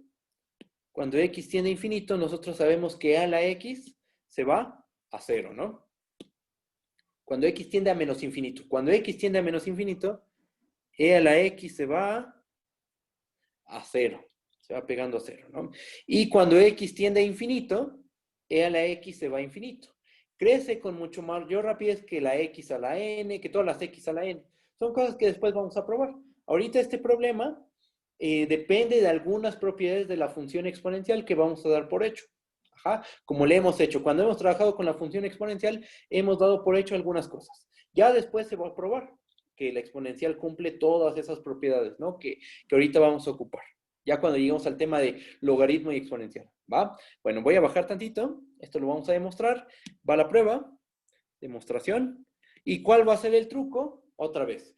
Vamos a tomar particiones homogéneas, ¿va? Para cada n número natural, vamos a tomar la partición Pn igual a, a más b menos a entre n, a más 2 veces b menos a entre n, así nos seguimos, hasta a más n veces b menos a entre n. ¿Quién es el último término? Cancelando, es b, ¿no? Este es B. Cancelando las N's y eliminando las A's, porque tenemos A más menos A, nos queda la pura B. Y el primer término, pues es A. ¿Es un conjunto finito? Sí. Esa es una partición, ¿no? Bajo tantito. Y lo primero que vamos a hacer es calcular la MI mayúscula y la MI minúscula, ¿no? Para cada I igual a 1 hasta N, MI mayúscula de F, ¿quién es?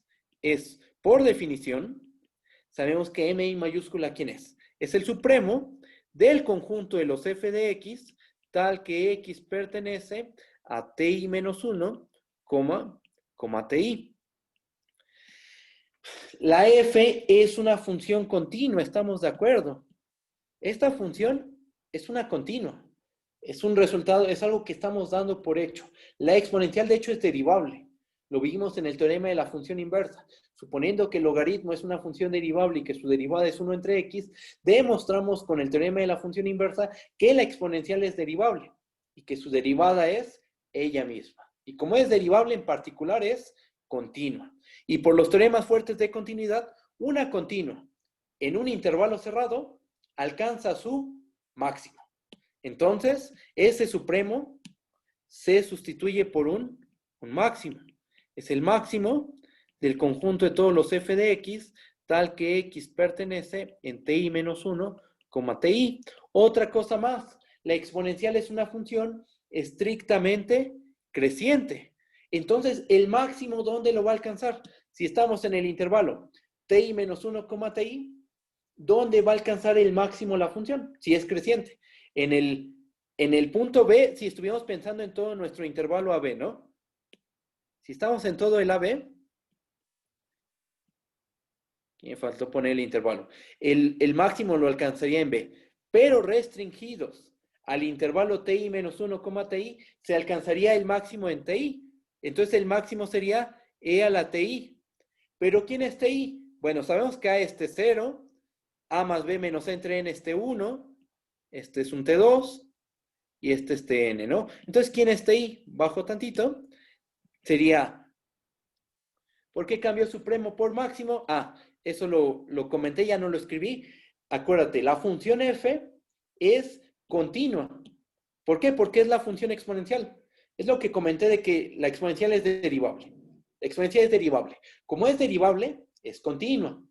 Y como es una continua definida en un intervalo cerrado, que es el ti menos 1, ti, ahí esa continua en ese intervalo cerrado debe de alcanzar su máximo. ¿Por qué? Por los teoremas fuertes de continuidad. Toda continua en un cerrado siempre alcanza su máximo. Y entonces, por teorema fuerte de continuidad, se sustituye supremo por máximo. Es más, aquí lo ponemos, ¿no? Teorema fuerte de continuidad. Ahí está, ¿no? Ya está justificado. Y después, en el segundo paso, se ocupó que la exponencial es estrictamente creciente. ¿Y eso para qué? ¿Eso para qué nos ayuda? Bueno, porque entonces, ¿dónde se alcanza el máximo? Se alcanza en el extremo derecho, que entonces sería el máximo E a la TI. ¿Y E a la TI quién es? Es E a la A más I veces B menos A entre N. Y le podemos hacer un poquito de álgebra, nada más para ya ir avanzando en la cuentita. Esto estamos de acuerdo que por propiedades de la exponencial, esto es E a la A por E a la I por B menos A sobre N. ¿Estamos de acuerdo? E a la X más Y es E a la X por E a la Y. Ajá. Y ya, tenemos a MI. Este valor, o el que tú quieras, ¿no? Ahora, ¿quién es MI minúscula? Vamos a calcular MI minúscula.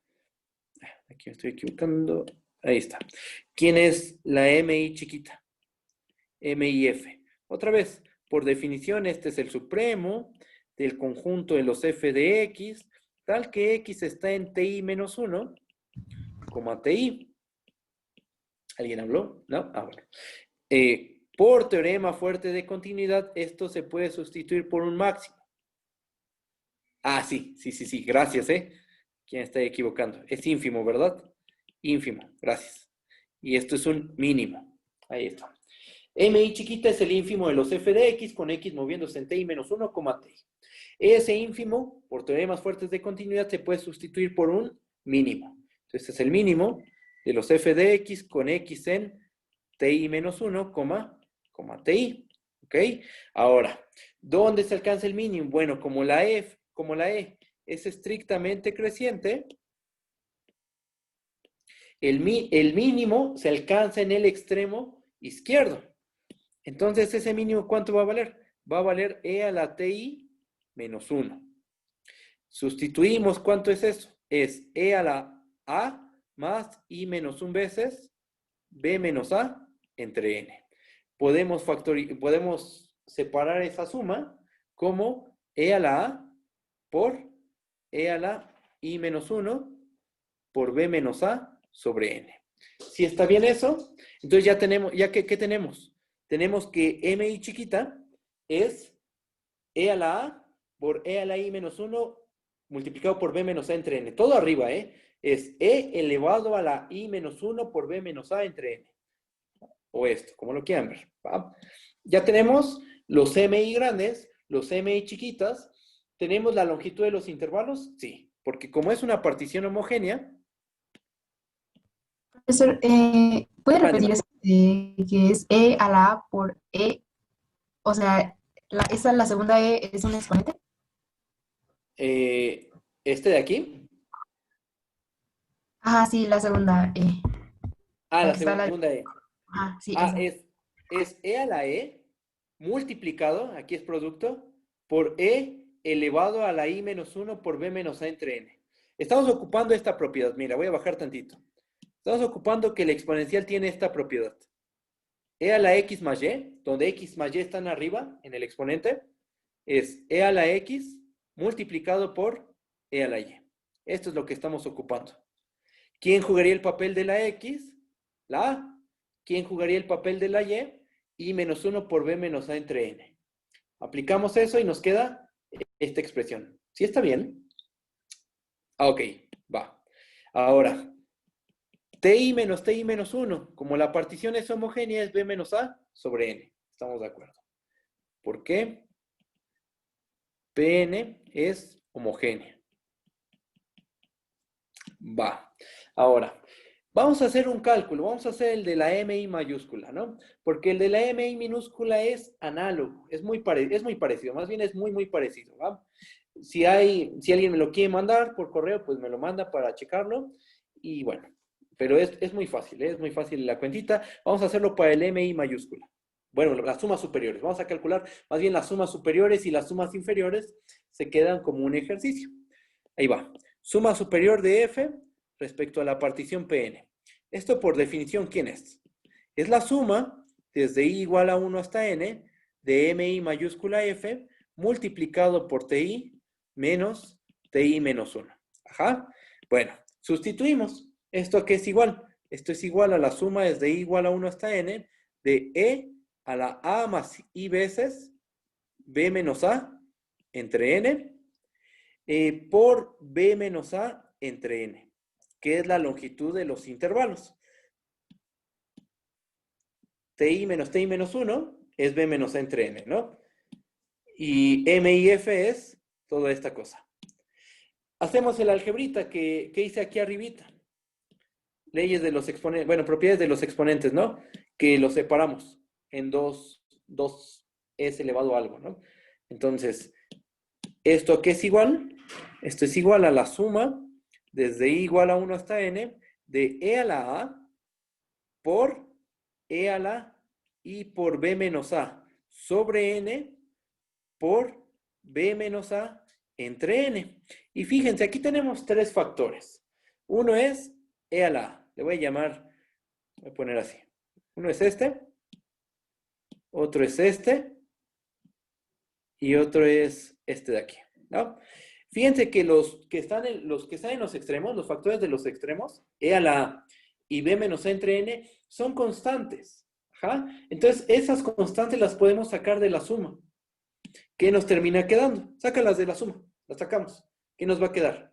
E a la a por b menos a entre n por la suma desde i igual a 1 hasta n de e a la i por b menos a sobre n. Ok, y ahora, nuevamente, por propiedades de los exponentes, esto lo podemos ver como e a la a por b menos a entre n, por la suma desde i igual a 1 hasta n, hasta aquí no he cambiado nada, aquí viene el cambio, fíjense, b menos a entre n y todo elevado a la i. Aquí estamos ocupando que un número elevado a otro es lo mismo que a la c por b. ¿Ah? Justo aquí. ¿Ah? Eso es lo que hicimos. ¿Sí se ve? O sea, ahí estaba multiplicando a b menos a entre n.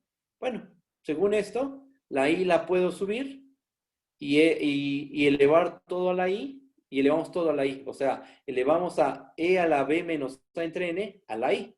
¿Ok? Déjenme ver el chat. Voy. Ok. ¿Hicimos? Ahí está. Bueno, va. Entonces nos queda eso. Y aquí hay que recordar algo de cálculo 1. Aquí pongo un asterisco porque aquí vamos a hacer un pequeño paréntesis. Vamos a hacer un recordatorio. ¿Cuánto vale esta suma? Vamos a llamarle Sn. 1 más r cuadrada más r a la n. Si le multiplicamos un menos r en ambos lados de la igualdad, ¿qué nos va a quedar? Nos va a quedar menos r cuadrada menos menos r a la n más 1.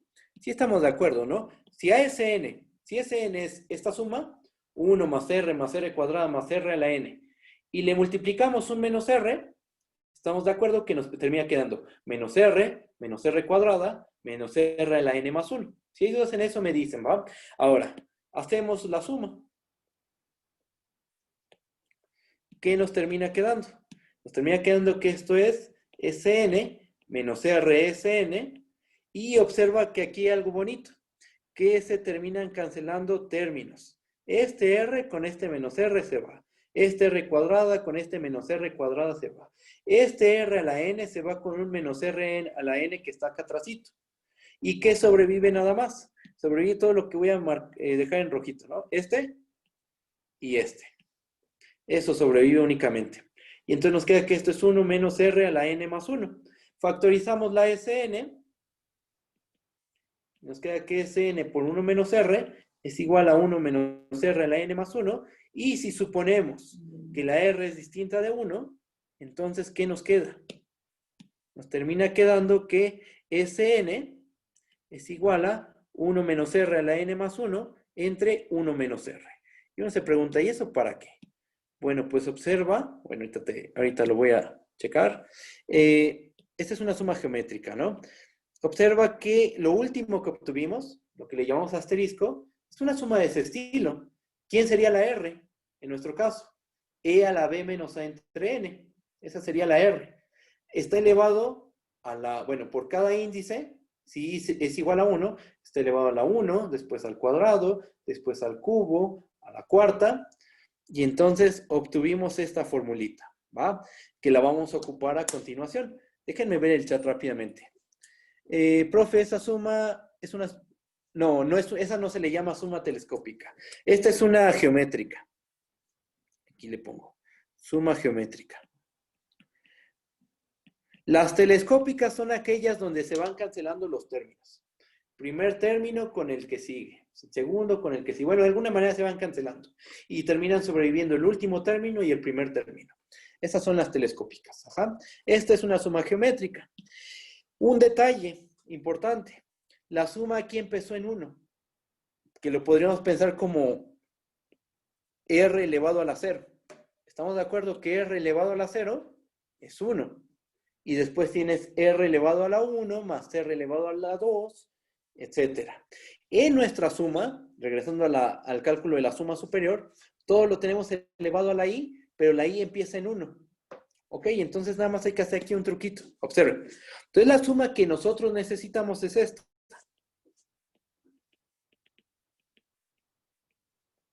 Esa es una suma del estilo que queremos. Ajá, es como lo que queremos. Empieza con la cosa, cierto número, es decir, la r elevada a la 1, después la r elevada a la 2, la r elevada a la 3, como dice nuestra suma superior. Ajá. ¿Qué hacemos? Pues factorizamos una r aplicamos la fórmula anterior, que es esta, y nos termina quedando que esto es R por 1 menos R a la N entre 1 menos R. Y entonces, ¿qué tenemos? Conclusión. La suma desde I igual a 1 hasta N de R a la I es R por 1 menos R a la N entre 1 menos R. Y esta fórmula es la que vamos a ocupar. Esta que estoy subrayando. Esa es la que vamos a ocupar. En nuestro caso, la R, ¿quién va a ser? Va a ser E a la B menos A sobre N. ¿Ok? Así que vamos a aplicar esa fórmula. Regresamos a asterisco. Bajo tantito. Y asterisco, entonces, ¿en qué se convierte? Asterisco se convierte en E a la A se queda igual, ¿no? Lo que salió de la suma, déjalo igual. B menos A entre N, pues también déjalo igual porque es una constante. La suma desde I igual a 1 hasta N de E a la B menos A entre N, bueno, ahí sí vamos a aplicar la formulita que acabamos de obtener. ¿Eso a qué va a ser igual? ¿A qué es igual? Pues donde haya R's, ponemos E a la B menos A entre N en la fórmula que está en azul, ¿no? Y entonces, ¿qué nos queda?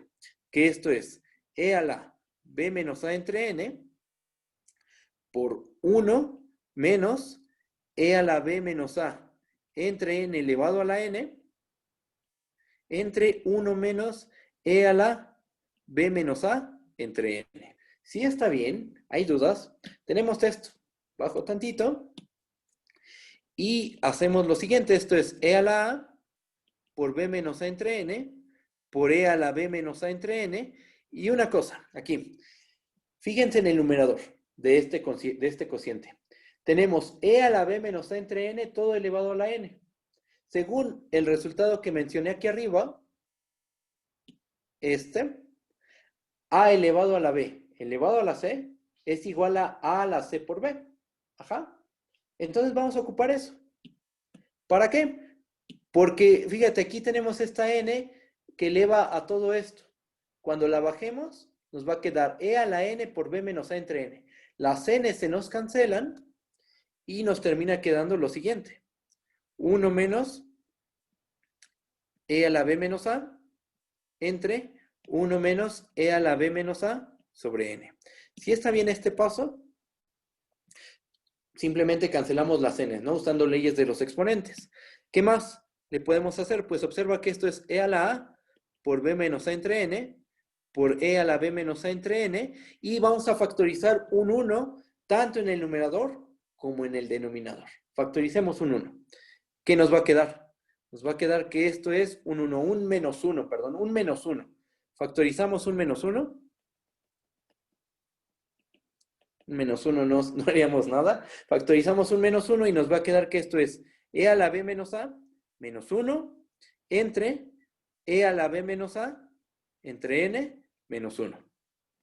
Nos queda esto. ¿Qué pasó con los menos 1 que factorizamos? Aquí tendrían que estar, ¿no? Pero se cancelan. O sea, tú factorizaste aquí un menos 1 en el numerador. Y en el denominador también factorizaste un menos 1. Bueno, como aquí tienes un menos 1 y un menos 1, se cancelan. Ya no los ponemos. Y nos queda esta expresión. Ahora vamos a hacer lo siguiente.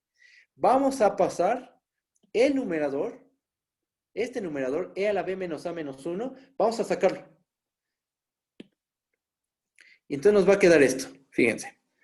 Multiplicado por E a la B menos A menos 1 por B menos A entre N. No, aquí déjenme lo acomodo de otra forma. Fíjense. Es E a la B menos A entre N multiplicado por B menos A entre N por E a la B menos A entre N menos 1. ¿Qué pasó aquí? Observen. Aquí está E a la B menos A entre N. Y aquí también está E a la B menos A entre N. Entonces, no quité nada, ¿no? Después, aquí tenemos a E a la B menos A menos 1. Y aquí también está. No he quitado nada. E a la A, E a la A. B menos A entre N. Aquí está. Y este tipo de aquí abajo, pues aquí está también, ¿no? Ya lo puse el mismo color. Bueno, ahí están, ¿no? Entonces, Es la misma expresión. Pero, bueno, le podemos hacer un poquito más de cosas. Fíjate en estos dos tipos. En e a la a y e a la b menos a menos 1. Multiplícalos. ¿Qué nos termina quedando? Nos termina quedando que esto es e a la b menos e a la a. Multiplicado por e a la b menos a entre n. Eso déjalo expresado. Déjalo igual. Ajá. Y todo esto por b menos a entre n por e a la b menos a entre n menos 1. Ok. Nosotros sabemos, lo más probable es que por la prepa, sabemos que, voy a subir tantito, voy a recordar lo que queremos probar. Lo más seguro, si no, no hay problema, nosotros sabemos por la prepa que ¿cuál es la integral de la exponencial? Ella misma, ¿no? La exponencial. Entonces, aquí faltó escribir algo. Tenemos que demostrar que la función es Darboux integrable y que esta integral, ¿cuánto vale?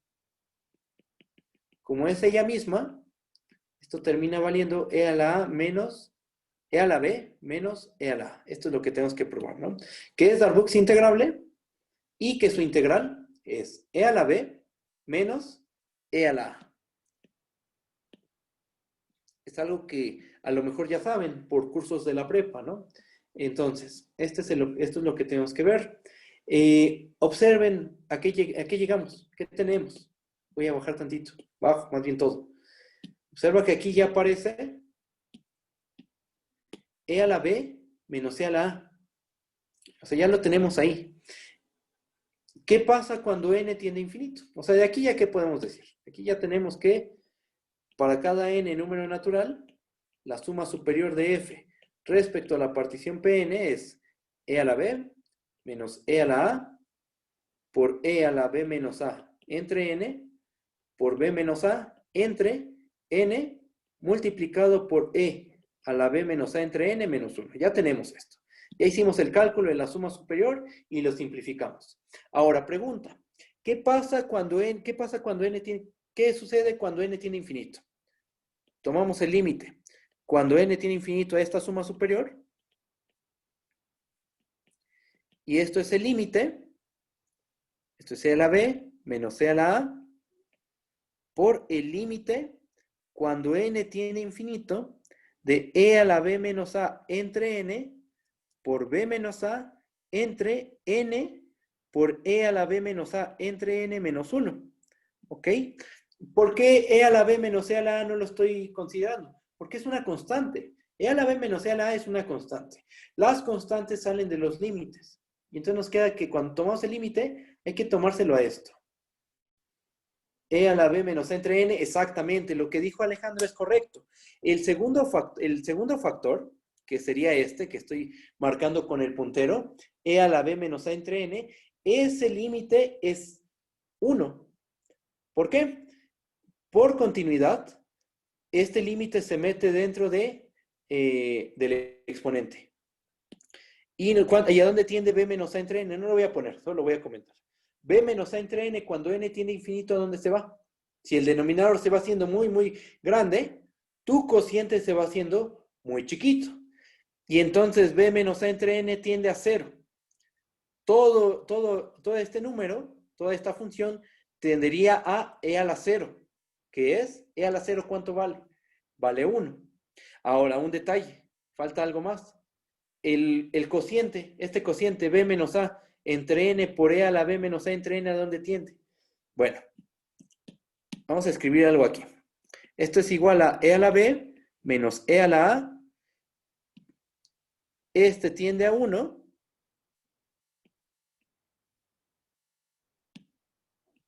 Y el otro, ese tiende a b menos a entre b menos a. Que es 1, ¿no? ¿Por qué pongo b menos a entre b menos a? Porque en el numerador tenemos un b menos a. Y lo de abajo, ahorita vamos a verificar que tiende a b menos a. Entonces nos queda b menos a por b menos a, que termina siendo 1. Ok. Pero eso y bueno, aquí acabaría el cálculo, ¿no? Porque tendríamos que el límite, cuando n tiene infinito de la suma superior de f respecto a la partición Pn, ese límite vale e a la b menos e a la a. Y ya. Pero hay algo que tenemos que justificar. Voy a bajar tantito. Aquí hay cosas que todavía tenemos que justificar. Este y este de aquí, ¿no? Entonces vamos a justificar esos dos límites. Justo es lo que vamos a justificar ahorita. Es lo que ahorita vamos a justificar. ¿Por qué esos límites valen b menos a entre b menos a, ¿no? ¿Y por qué vale uno el otro? Bueno, ahí va. El límite cuando n tiene infinito de e a la b menos a entre n, por continuidad, otra vez cálculo 1, por continuidad, ese límite se mete en el exponente.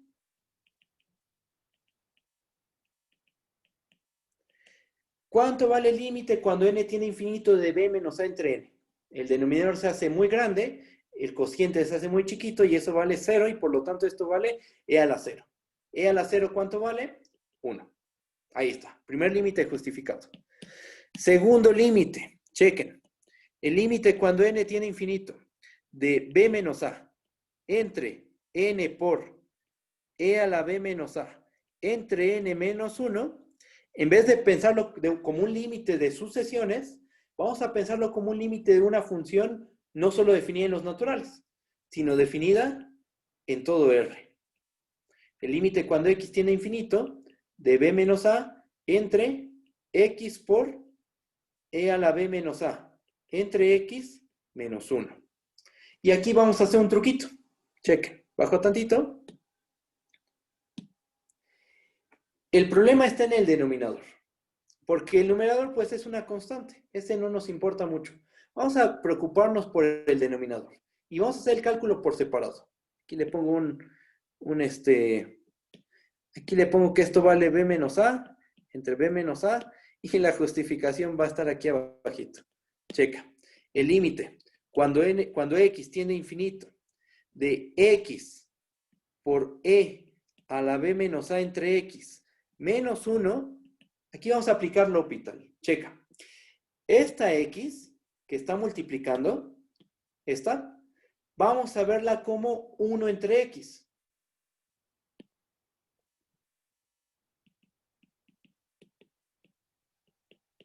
¿Estás de acuerdo que, y le pongo el límite, ¿no? Aquí, límite cuando x tiende a infinito.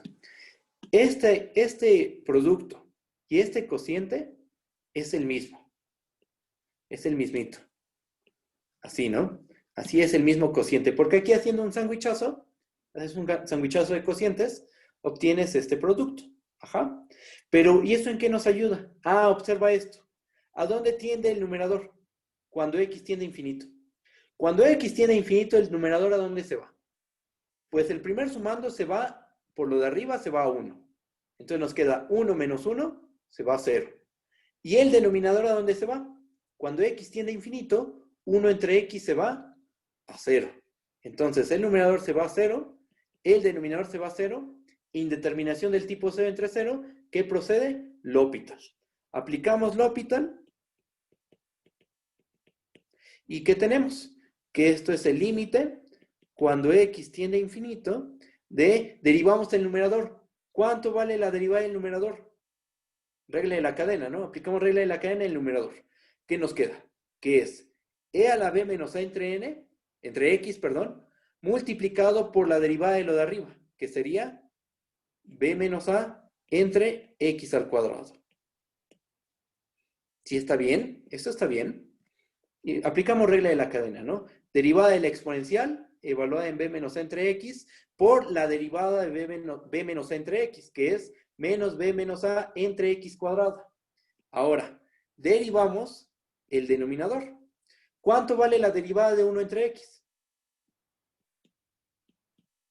Menos 1 entre x cuadrada. Déjenme checar el chat que hay 4 preguntitas aquí. Ah, ok, ya lo estamos aquí. Entonces, ¿qué tenemos? Tenemos que aplicamos L'Hopital, derivamos numerador, denominador, y se nos van a cancelar estas x cuadrada. Se nos cancela esta x cuadrada, se nos cancela esta otra x cuadrada, ¿y qué nos queda? Que esto es el límite. Ah, y se nos cancelan también los menos, ¿no?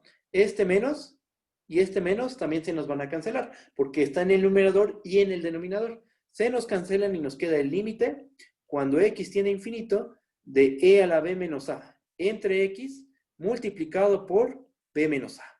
Por lo que hicimos arriba, bueno, sí, por lo que hicimos arriba, ese límite ¿cuánto vale?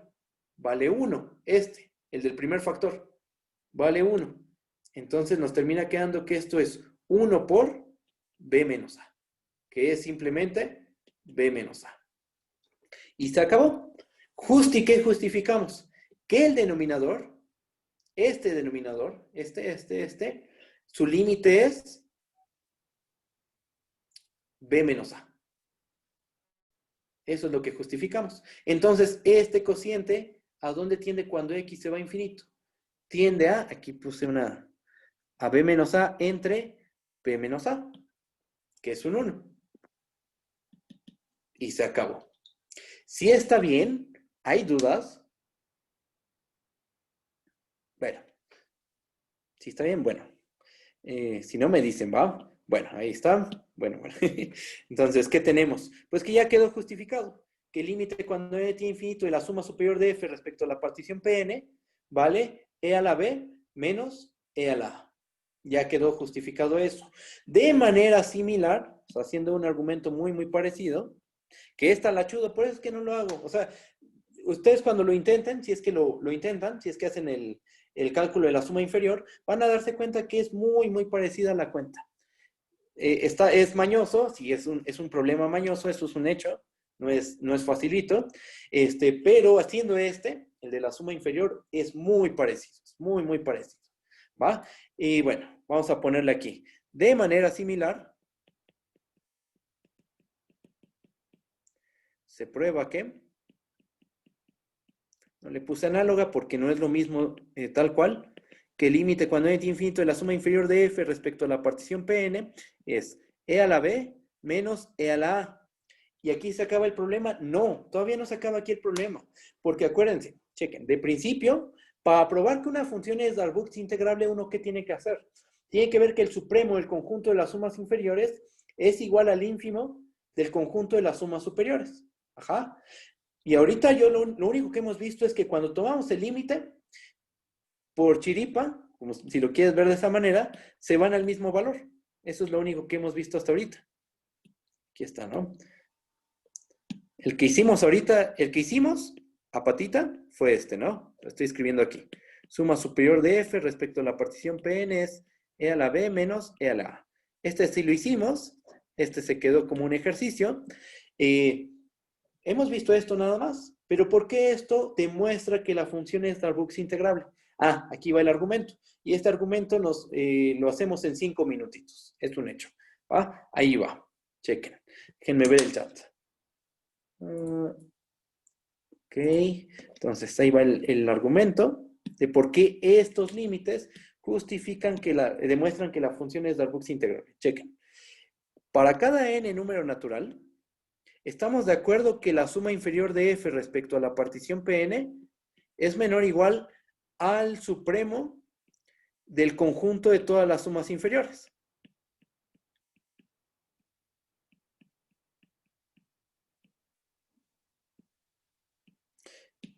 Esta es una suma inferior, muy particular. La suma inferior de f respecto de Pn es una suma inferior, una suma inferior.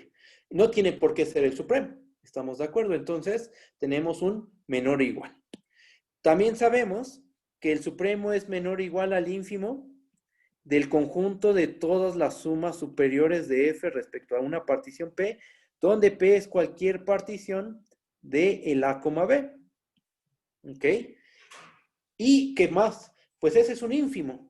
No hay razón alguna para garantizar que la suma superior de f respecto a la partición Pn sea el ínfimo.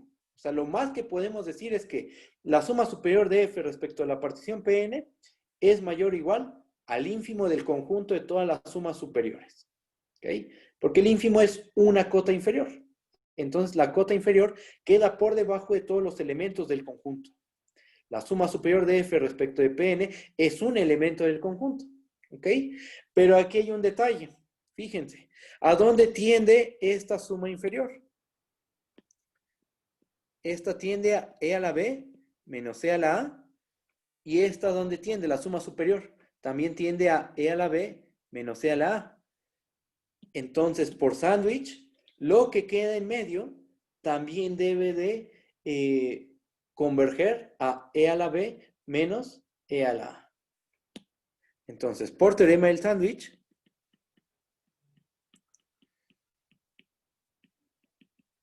¿qué tenemos?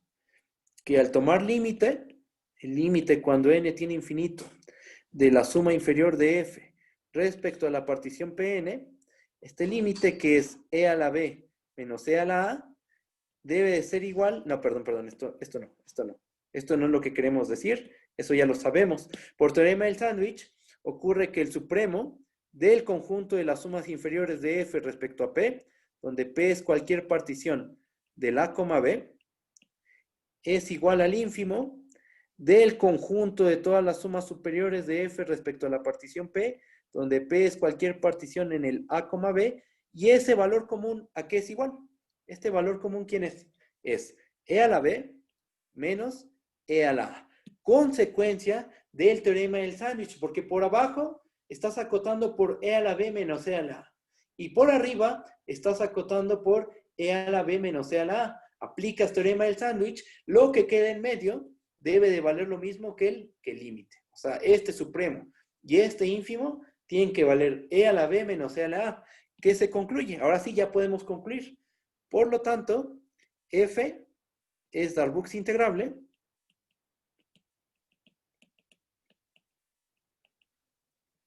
y la integral de AB de f de x es e a la b menos e a la a. Ok, y se acabó. Ahí está el cálculo. ¿Qué más? Bueno, pues ya con esto acabamos los ejercicios de el cálculo de la integral. Verificar que es una función es Darboux integrable o no es Darboux integrable a través de la definición. Acabamos eso. Si se dan cuenta, es muy complicado. O sea, tomamos una X, la identidad, y costó un buen de trabajo demostrar que la identidad es Darboux integrable. Si tomamos la X cuadrada, también va a ser complicado, mucho más complicado. Con la exponencial, pues también fue difícil. Entonces, un problema que vamos a tratar de resolver es buscar una manera de trivializar, de hacer trivial el cálculo de las integrales. A eso vamos a llegar a una manera de calcular las integrales de una manera muy, muy sencilla, hasta que veamos el teorema fundamental del cálculo. Entonces, lo que sigue es, pues, el objetivo es llegar a los teoremas fundamentales del cálculo. Hay que hacer todavía algo de teoría. Ya después llegamos al teorema fundamental del cálculo, lo demostramos, y hasta ahí llegaría el segundo parcial. ¿Ok? Yo creo, como les dije, yo creo que esta semana que viene seguimos viendo teoría de la integral, mitad de la semana a la que sigue, o sea, de la que sigue a la que sigue, esa última, la mitad la vamos a ocupar todavía para ver teorema fundamental del cálculo, y yo creo que aproximadamente el examen sería como el, veintitantos, 28, 20, algo así más o menos, en la última semana de noviembre. Ajá. El examen va a ser más cortito, si se dan cuenta es menos teoría. Ajá.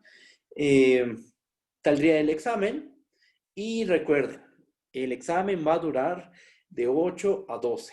Y si quieren más tiempo nos dicen y les damos un poquito más. Pero ya no va a durar 12 horas. Bueno, más de 12 horas. ¿Va? Bueno, va. A ver, déjenme checar. No haga eso, profe, es malo. Está bien mañoso, con algún criterio más o menos. ¿Por cuál fecha sería el parcial? Sí, más o menos en la última semana de noviembre. Sería hasta teorema fundamental del cálculo. Los métodos de integración no. O sea, en el problemario, hasta el final, el último problema es de puros métodos de integración, ¿no? Calcular unas integrales. Eso no lo consideren. Todos los demás problemas sí. Y ya, ¿va? Bueno, pues hasta aquí dejamos la clase de hoy. Nos vemos el lunes nos vemos, mañana es clase con los ayudantes, van a empezar con los métodos de integración, ¿va? Van a empezar con el método de sustitución e integración por partes. Integrales muy sencillas, poco a poco van a ir aumentando de nivel, pero de sustitución e integración por partes surgen todas las demás. O sea, esto es lo más importante. Las primeras clases, creo, de métodos de integración es lo más importante. Ya después sale sustitución trigonométrica, integración por fracciones parciales. Y bueno, ya, ¿va? Bueno, pues nos estamos viendo. Cuídense mucho. Que tengan bonito fin de semana, ¿va? Nos estamos viendo. Y ya. Acuérdense, si me quieren mandar el punto del problema extra, me lo mandan al correo. Si tienen dudas, me pueden mandar un correo para poderlo, bueno, si tienen dudas de ese problema, manden un correo y ya, ¿va? Bueno, pues ahí nos vemos. Cuídense mucho. Bye, bye.